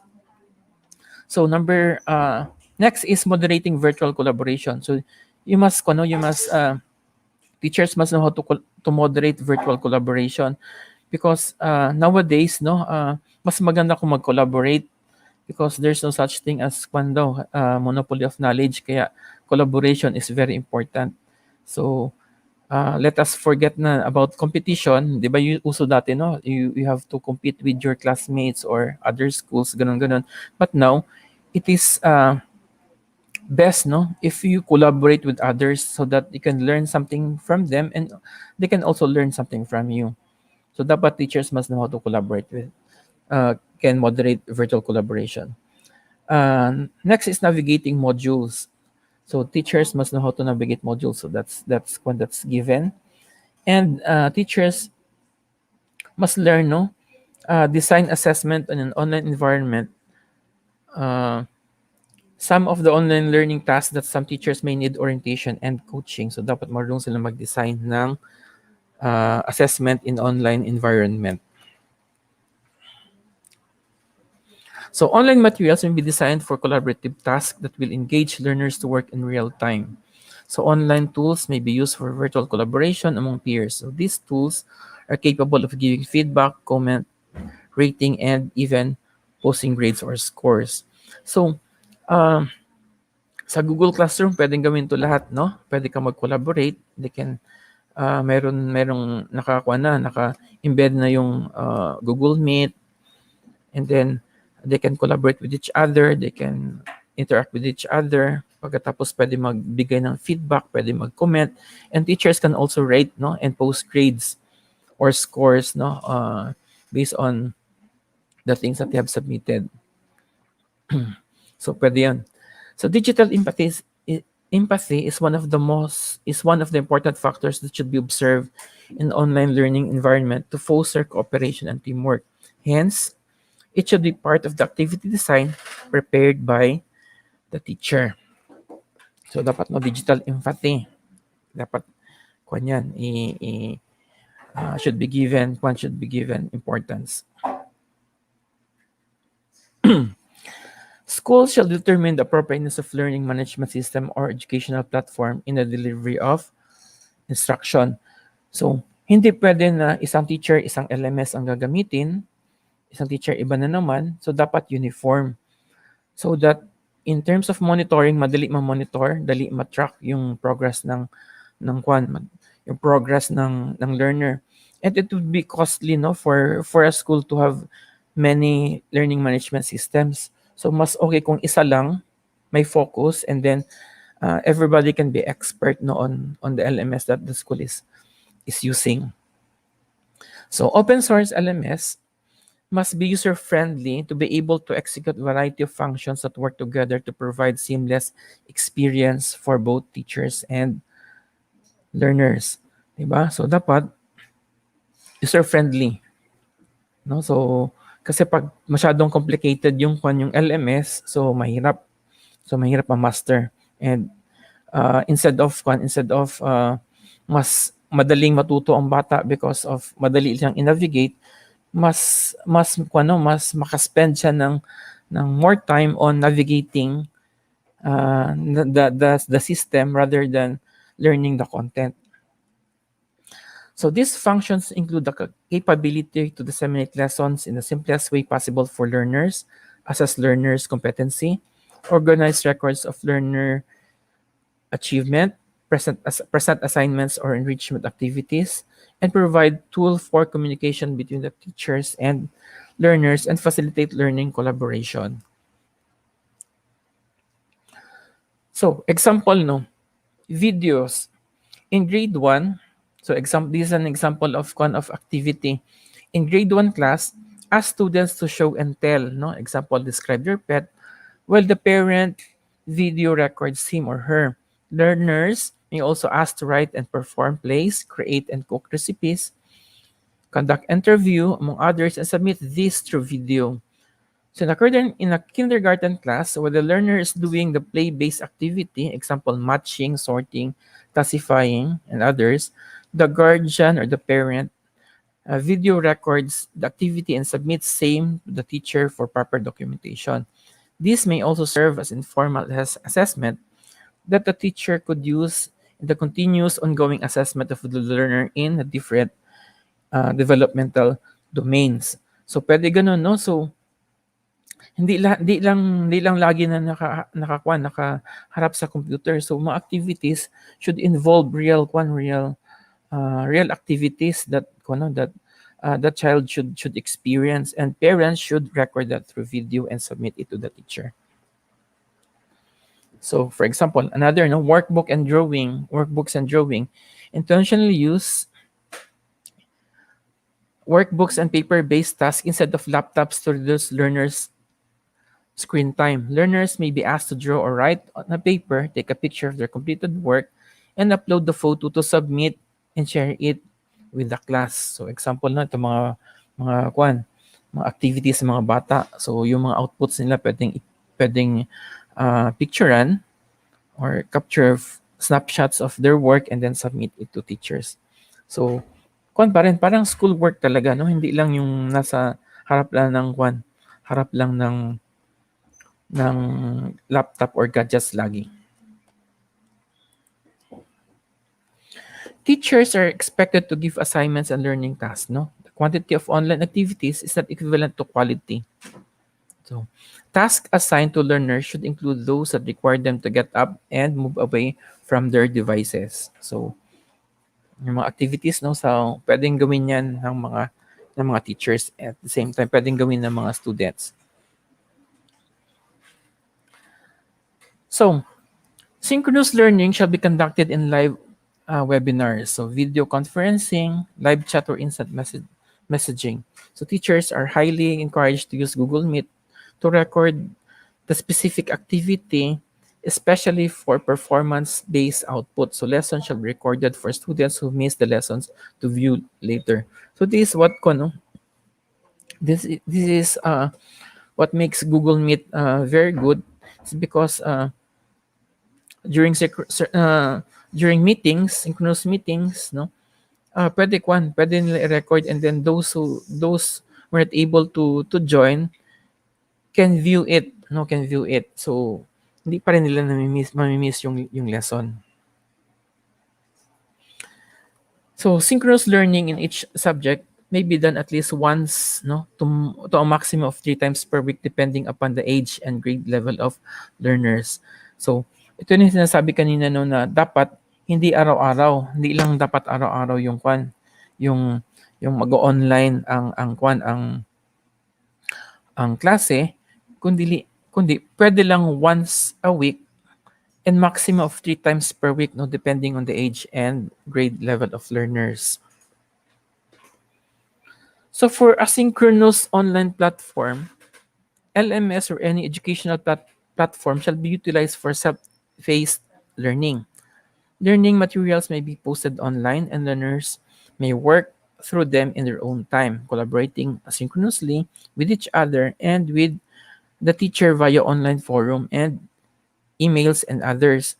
So sa Google Classroom, pwede itong gawin, no? Pwedeng synchronous and asynchronous, because sa Google Classroom, pwede kayong mag-meet, pwede kayong gumamit ng Google Meet, pwede kayong mag-chat, so the teacher can post something and then students can access it and download it. Kung activity sheet man, pwede lahat mabigyan, and then pwedeng real time, pwede masabit ng estudyante, and teachers can give also real time grades, no, to students. And for those students who miss the activity, can still view it, can still access a folder, and nandun yung mga activities. So pwede siya makahabol. So pwede niya ma-download yung lesson, pwede ma-view yung lesson, pwede niya ma-access yung mga links na binigay ng teacher. So Google Classroom can be used synchronous and asynchronously. So let us remember this. Teachers shall present lessons in more than one format within the learner's capacity. So, di ba? So hindi lang yung isang lesson lang, isang format lang ang bibigay ng teacher. So dapat maraming formats, because alam naman natin, no, that students learn differently. So dapat iba-ibang format, may auditory, may visual. So this is very good, no, if teachers can provide students with lessons in different formats. If teachers deliver lessons by text, they need to have a video or voice recording with it. So this is very important, because Kung text lang, it's very kwan, no? Parang tawag diyan, especially for elementary. So kasi yung mga elementary visual learners, so dapat pag may text, so may picture. So mas maganda kung may video at saka may voice recording. So this would reinforce their learning. If they deliver lessons via webinar and teleconference, they are advised to have a text version ready as well. So mas maganda na kung while they are attending the webinar, may hawak-hawak sila na may hawak sila na hard copy or module or text format na lesson so that they can follow no kung saan na yung discussion nila. Including transcripts, slide decks, and other supplementary materials referenced in the lecture, either in real time or uploaded, shall help maintain learning equity for students with bandwidth challenges by giving them opportunity to review materials that they are unable to stream on video. Alam niyo ba kung ano ang slide decks? Actually, ang slide decks, di ba, mayroon tayong PowerPoint. Kung sa Google na gagamitin natin, Google Docs ang gamitin natin, may natawag sila presentation. So those are slide decks because PowerPoint is a brand name of Microsoft for slides, no, for presenting slides. So slide decks, generally they're called slide decks. So for offline digital learning, so this is one of the definition of offline digital learning. In machine learning world daw, offline learning refers to situations where the program is not operating and taking in new information in real time. Instead, it has a static set of input data. The opposite is online learning, where the machine learning program is working in real time on data that comes in. So, pasabot, ibig sabihin yan, no? Hindi na kailangan ng internet kasi offline. So, the program can still work even without the internet. So, ang information is not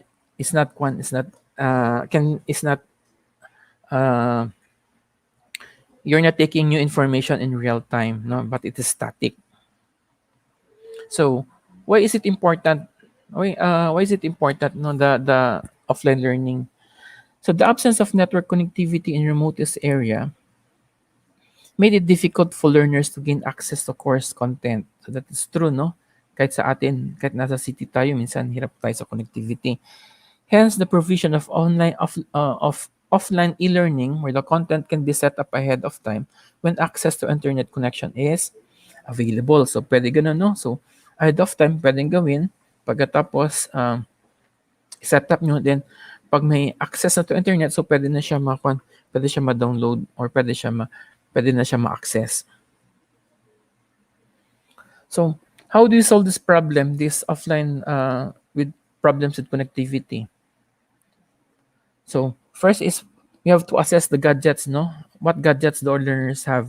So, yun naman ginawa natin yan, di ba? Nag-survey tayo. Tinanong natin kung ano ang mga gadgets na available sa bahay ng mga estudyante. So, if they have access to PCs, to laptops, or to cell phones, to tablets, so may mga may inventory tayo niyan.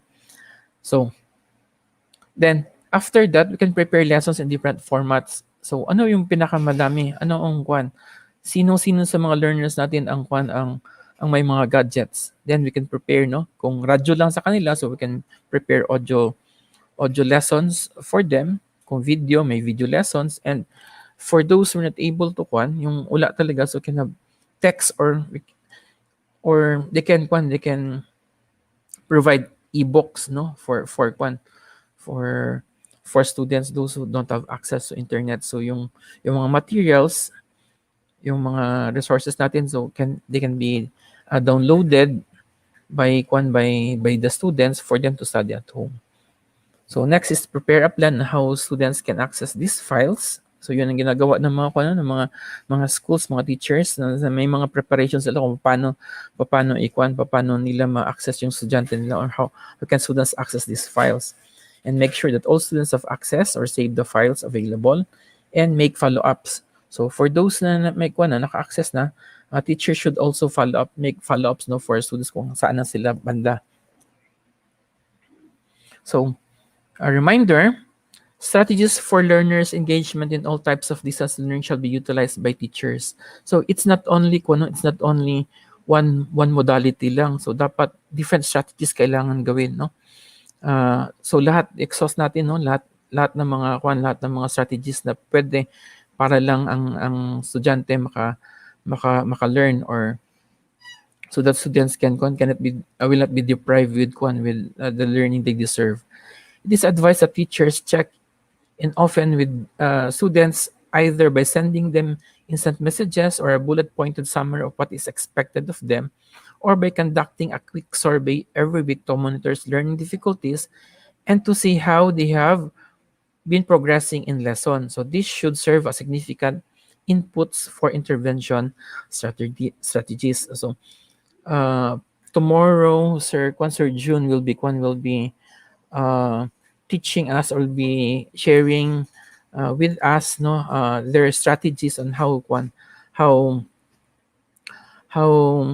how they will monitor the progress of students, no? O kung for example may estudyante na hindi nakakaintindi ng lesson, kung paano intervention ang gagawin nila for the students. Okay, so halo-halo.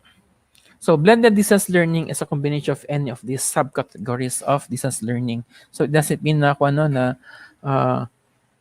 online distance learning lang pagkatapos wala na. So kung blended kasi, it is actually a combination of everything, of different modalities. So teachers should be creative, no? They should always think out of the box and find new solutions for problems, so that students will be engaged in their learning. And of course, if you know that they're engaged, learning happens, di ba? Okay. This is the last slide, I think. So I will leave you with this quote, no? If you always do what you've always done, you'll always get what you've always got. If what you're doing is not working, then do something. This coming from Joseph O'Connor. So good afternoon, everyone.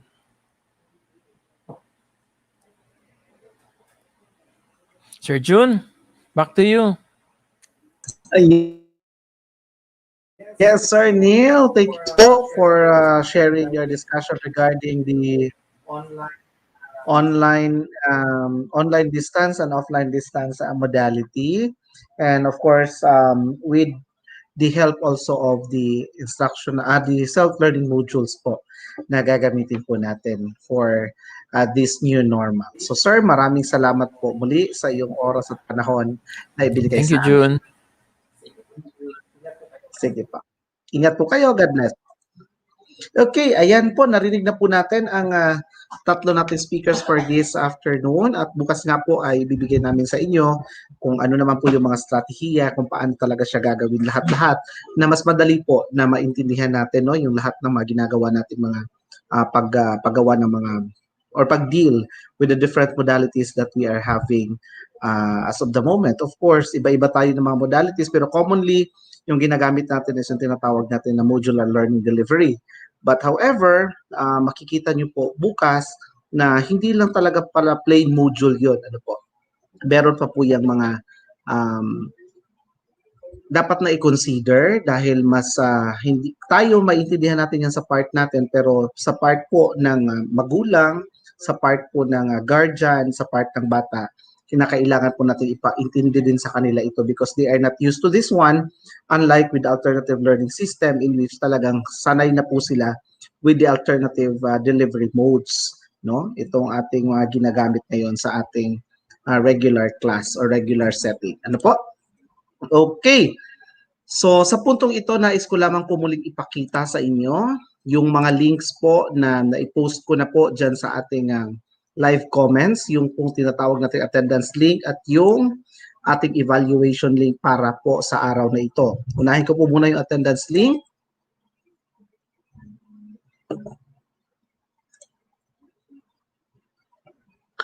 Okay, I think I have a problem. Ayan. Yan po yung attendance link para po sa hapon na for the afternoon session po. So kung hindi pa po kayo nakapagtala ng inyong attendance, open pa po yan para po maitala ninyo ang inyong attendance for this afternoon. Ano po? At ang ating mga monitors dyan ay nakaantabay para makita po ang inyong response.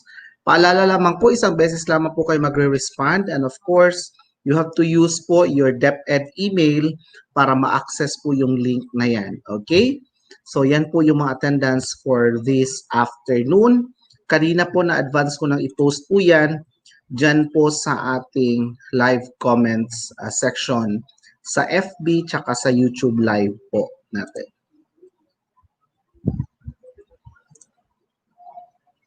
Okay, so sa punto naman po ito, ipapakita namin sa inyo ang ating evaluation link for day 1. Yan po ang evaluation link natin para po sa araw na ito. Please do not forget also to visit that link and then kindly evaluate po sa ating teka, medyo nasisilawan lang ako dito, no? So urong-urong po na muna ako konti. Ayan. Okay. Saglit lang. Maghahanap ako ng spot. Ayan. Okay. So yan po ang ating Katami link day 1. https ://bit.ly/dldm strat-d1. So please do not forget to visit that link and then do your evaluation para po secure po yung inyong magiging respond dyan po sa ating evaluation link na yan. Okay? So kung meron ko po kayong mga nais katanungan pa, pwede na po kayong magtanong sa ating live comments para po mabigyang linaw ng ating mga speakers. Of course, andito po ang ating CID Chief para makapagbigay ng kasagutan kung sakasakaling may mga katanungan kayo. Patungkol nga po sa ginagawa nating pagsasanay at ganito din po, dito din po ang ating PSDS, General Michael De Asis, at ang ating siya din po ating training manager for this webinar. Ano po? So, let us once again welcome on screen Sir Januario Yamota, our CID Chief, at saka po ang ating PSDS, Sir Neil Michael De Asis. Ayan. Hello, John. Hello, John. Good afternoon. Yes, sir. We're just waiting po sa mga katanungan, sir. Pero habang nag-aantay po, Sir John, baka may nais po kayo sabihin muna. Go ahead, sir.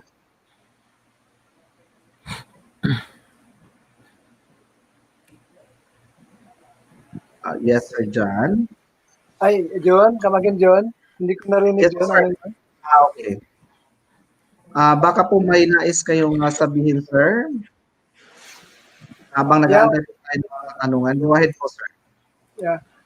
Bukas, John, mas maganda yung magiging pag-didiskasan natin kasi meron tayong workshop at saka yung development of the different modalities na topic mo at saka yung workshop na magiging output ay yung weekly learning plan na inaasahan na magawa ng ating mga guro pagkatapos ng 2 araw na webinar na ito.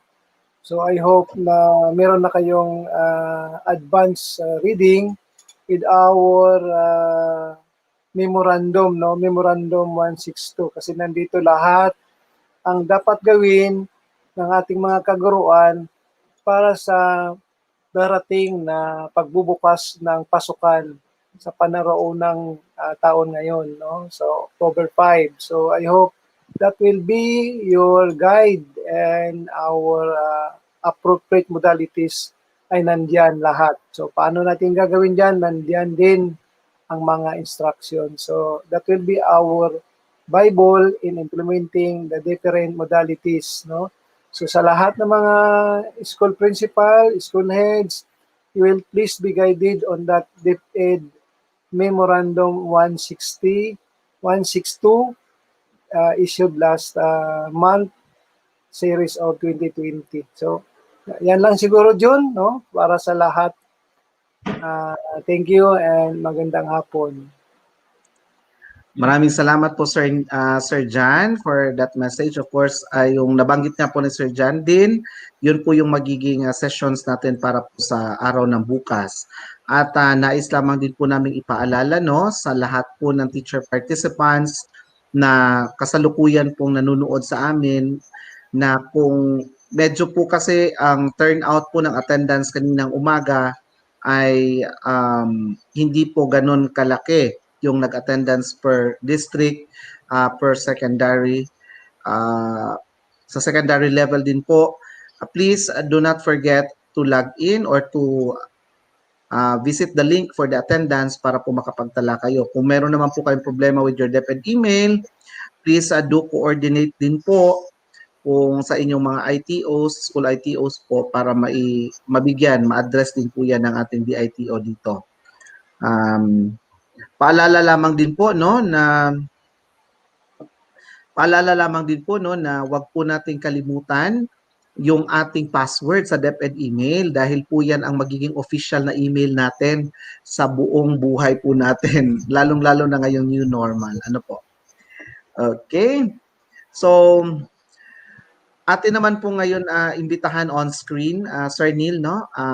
Bago po, talaga antay tayo ng mga katanungan, imbitahan din natin on screen, of course, kung ano na nga po ba ang naging turnout ng evaluation po natin sa ating katame. Of course, we have here with us ang ating hepe po ng sa pamamahala ng mga paaralan. Of course, we have Madam Eileen Anuevo. Ma'am Ay, magandang hapon po, Ma'am Ay. Hi, good afternoon. Ay, nako. Ala. Yes po, Ma'am Ay. Naka-speaker ako. Nakasiksi na ka, ma'am. Sige lang yun, ma'am. Sige lang po, Ma'am Ay. No problem po. Kumusta na po natin, Ma'am? Naka-speaker na. Nakasiksi na daw siya, Jun. Okay. Medyo nawawala din ang signal ni Ma'am Ay, no? Naka-Bluetooth na okay ako. Po. Ay, okay, Ma'am. Sige po. Hi! My gosh. Hello, sir. Okay po. Sige, Ma'am Ay. Go ahead po, Ma'am. Hello. Naririnig ka po namin, Ma'am. Go ahead My God, po. naka-Bluetooth na ako. Hi, hello. Hello, good afternoon. Good afternoon, everyone. Medyo malamig na dito kaya I have to change my attire. Yeah, I was listening all the way down from the first speaker down to the last speaker, si Sir Neil. And then, may naibigay na tayo na link. Tapos, mamaya po, siguro mga 6, titingnan natin kung iilan yung mag-evaluate, then we can start consolidating all the responses, and then we will be giving the consolidated report to our chief sa hepe naman ng CID. Oo. Akala ko ako hindi na mag-online, kaya eto, naka-jacket na. Kasi medyo malamig na o ganyan. Yes. Don't worry, Ma'am Ay. Tayo basta live tayo, Ma'am Ay. Kaya, yan. Okay Thank po. you so much for the opportunity. Yes, thank you so much, Ma'am Eileen Anuevo, our SGOD Chief. At Ma'am, at saka Sir John, Sir Neil, no? Andito pa rin po sa ating backstage si Sir Peter. Sir Peter! Ayan, kasi mapatapos na po tayo. Actually, Ma'am, wala pong mga katanungan at pagbati po ng pasasalamat dito po sa ating sa ating live comments Yan po ang nababasa natin. Nagpapasalamat po ang ating mga kaguruan. And of course, may nakatawag pansin po sa akin dito sa comment dahil meron po pala tayong nanonood po at saka sumusubaybay sa atin from Sorsogon. At yung kanina naman po ito nagpapasalamat din from Bacolod City. Oh, that's good.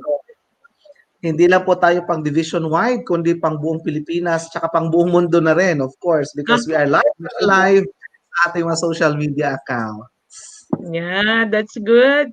Congrats. Sige po, so sa puntong ito magtatapos na po tayo, pero bago po tayo matapos, nais ko po munang hingan ang ating mga speakers at of course ang ating dalawang hepe ng ating sangay ng hashtag para po sa ating lahat. Kung anong maisipan, go po! Sir Peter, ikaw unahin ko. Anong hashtag mo for the day? Laban para sa kinabukasan ng ating kabataan. Wow! That's hashtag laban para sa kinabukasan ng ating kabataan. Thank you so much, Sir Peter. Sir Neil!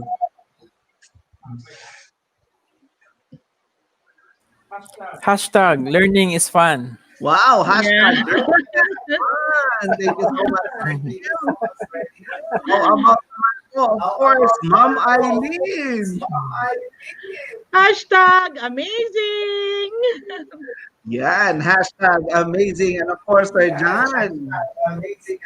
Hashtag more DLDM, more exciting. Ayun. Ayan po, hashtag more DLDM, more exciting. Ang akin naman pong hashtag ay laban lang po tayo, gawa tayo. Laban Japan para sa bata at bayan. Ayan. Laban Pinas. Yes, laban Pinas. Pinas na po. Hindi na tayo laban Japan. John, sana may naintindihan yung ating mga kaguruan sa araw na ito, no? Mula kaninang umaga hanggang ngayong hapon, sana mayroon silang nakukuhang konting paliwanag ba or reinforcement or reminders para sa darating na opening natin sa October 5. Ako naman, Sir John. Go, Ma'am Eileen. Oo. I learned a lot sa ating mga speakers from other divisions and also from our own division. I learned a lot on radio, sa radio, the TV RBI. Yan. Doon ako interesado so much because it's very new. Thank you so much for the opportunity and for inviting the SGOD for us. I also invited our SGOD team to also watch for them to really understand what they did. So, kaya nagtatanong ako kay Sir. Dapat lang Ma'am Eileen. Yan, tatanong ako kay Sir Pet, sino-sino yung mga speakers natin because parang imported. So, yun. Thank you so much. I learned something from it. Yeah, yung cellphone, ganun. Thank you. Congrats, Power Team. Thank you so much, Ma'am Ai. Of course, mga ma'am and sirs, ang lahat po ng dito, actually, nire-review ko po yung mga live comments, no? Sir John, talagang may natututunan po ang ating mga kaguruan dahil they are extending congratulations, they are extending thanks. At the same time, may mga comment pa po sila dito na continue po there's always they continue to watch the session at saka marami po silang nakukuha at natututunan po dito sa ating ginagawang webinar. May nag-response.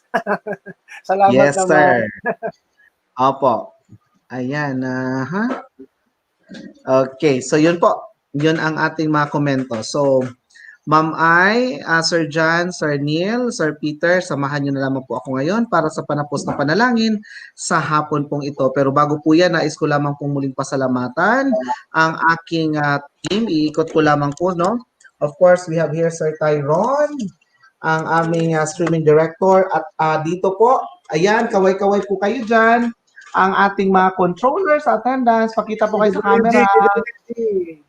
Ayun, yung iba naman natatago sa computer, kamay-kamay lang daw. Kasi ang sinabi na kamay-kamay. Salamat! Ayun po. So, ayun, inikot ko na lang po ang laptop. Yes po. So nais ko lamang pumuli silang banggitin, sir, no? Of course, we have Yeah. Mama Janet Garcia from Panabo City Senior High School with Sir Arvin also, Gara, for Panabo City Senior High School also. Meron din tayong dalawa from Quezon National High School. We have Ma'am Darwin Gisehan and Ma'am Trinity Loyola. And of course, from Kaganguhan National High School, si Sir Melvin Esteval, nakasama po natin. Yeah, okay. Yung ating mga powerhouse, mga power team po dito Salamat.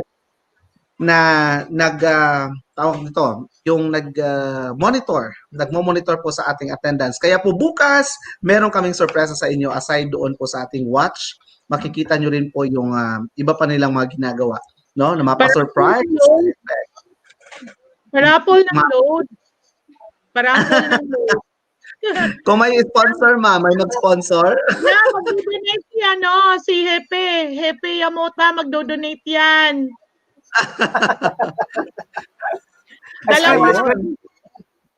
Dalawang tigwa 100. Dodonate Wow. yan. Okay. Call. Ano ba, Sir? Ikaw ba magdodonate ka rin? Deal. Sir Peter. Si Sir Neil, magdodonate din yan. Ilan? Uwan ng wika ngayon. Dalawa. 4 na tayo, John. Ako naman ay 2. 6 na tayo. Ikaw, Sir Sige. Peter, yan. 7 deal, na. deal. Deal Si na. Sir John, 2. Si Dalawa Sir sa Neil, akin. 4. Akin ay 2. Isa kay Sir Peter, 7. 7 pala po tayo. Para masaya. At saka exempted ako doon. Deal. Oo. Pero tayo para naman may maano tayo sa mga teachers. Yeah. Tigwa 100 lang. Okay po. Ayan, ma'am. So dahil magpaparaffle tayo, ma'am, ilalabas natin ngayon. Ayan, meron pa kay Sir Tyron. Isa. Meron tayo 8. 8 na. So, ibig sabihin, meron tayong 8 winners, no? John. Bukas po yun. John, gawin ko ng John, 5. 5 yung sa akin. Wow! Na sa akin. 12. 11 pa lang. Sige. 5 din kay Sir Neil. Ay, 5 din sa'yo, Sir Neil. Ay, 10. 5, 10, 11, 12, 13, 14. Meron tayong 14. 14? Baka may magdagdag para 15. But that will be for tomorrow kasi bibili pa tayo. Yeah. Bukas na yan, bukas. Yay! That's very good. Ayan. Pero ma'am ay, bago ko makalimutan, ilalabas natin ngayon ang roleta ng kapalaran para po sa magbibigay sa atin ng recap para bukas. Ayan. Yan. Yes, ang roleta ng kapalaran na ilalabas ng ating streaming director, of course, Sir Tyron. Pero paalala po sa mapipili sa roleta ng kapalaran kung sino po yung ang pipili po kasi, ma'am, ganito po yung natin. For districts, kung halimbawa, kung mapipili yung district nila, ang magde-decide po na magpapadala ng kanilang representative ay yung kanila pong president sa kanilang district. So, siya po yung pipili kung sinong guro. For secondary naman, of course, our PASHA president. Ang pagpipili naman po for secondary. Ayan. So, ngayon, ilalabas natin ang roleta ng kapalaran kung saan magmumula yung 2-minute recap po. Pwede po itong recorded or live, pero much better kung recorded para po walay kagar. Kaya basin mawala po yung signal, no? Oo. Okay. So, Sir Tyron, paikutin mo na ang roleta ng kapalaran. And ayun.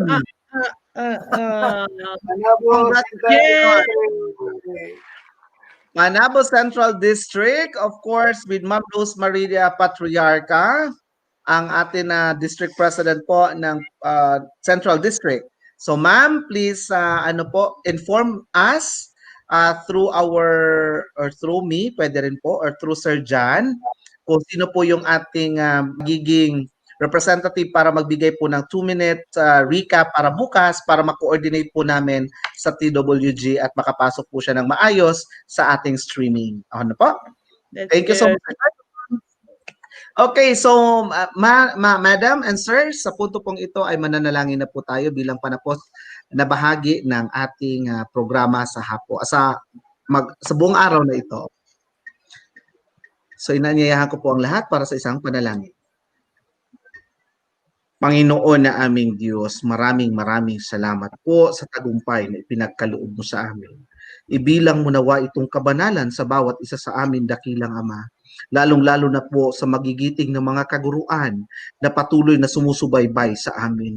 Ipagkaloob mo nawa sa aming sangay, dakilang Diyos, ang pagkakaisa upang makamit namin ang minimithing tagumpay alang-alang po sa aming mga kabataan. Ipagkaloob mo sa amin ang lusog at sigla ng pangangatawan. Ganon din po, dakilang Diyos, ang sapat pang kaalaman at karunungan upang patuloy naming magampanan ang aming mga tungkulin. Sa lahat naman po ng nangunguna sa amin, lalong-lalo na po sa mga personahe ng Division Office, ipagkaloob mo rin po nawa sa kanila, dakilang Diyos, ang gabay at patnubay na kanilang kailangan upang patuloy na mapangasiwaan ang buong sangay ng Panabo City. O Diyos ng langit, maawa ka lamang po, dakilang Ama, sa pagkakataong pinagtatagumpay mo po kami, panatilihin mo rin po ang kababaang loob sa bawat isa sa amin upang nang sa gayon, O Diyos, wag po kaming manguna sa iyo, bagkus masunod namin ang kalooban mo alang-alang po sa patuloy naming mga paglalakbay.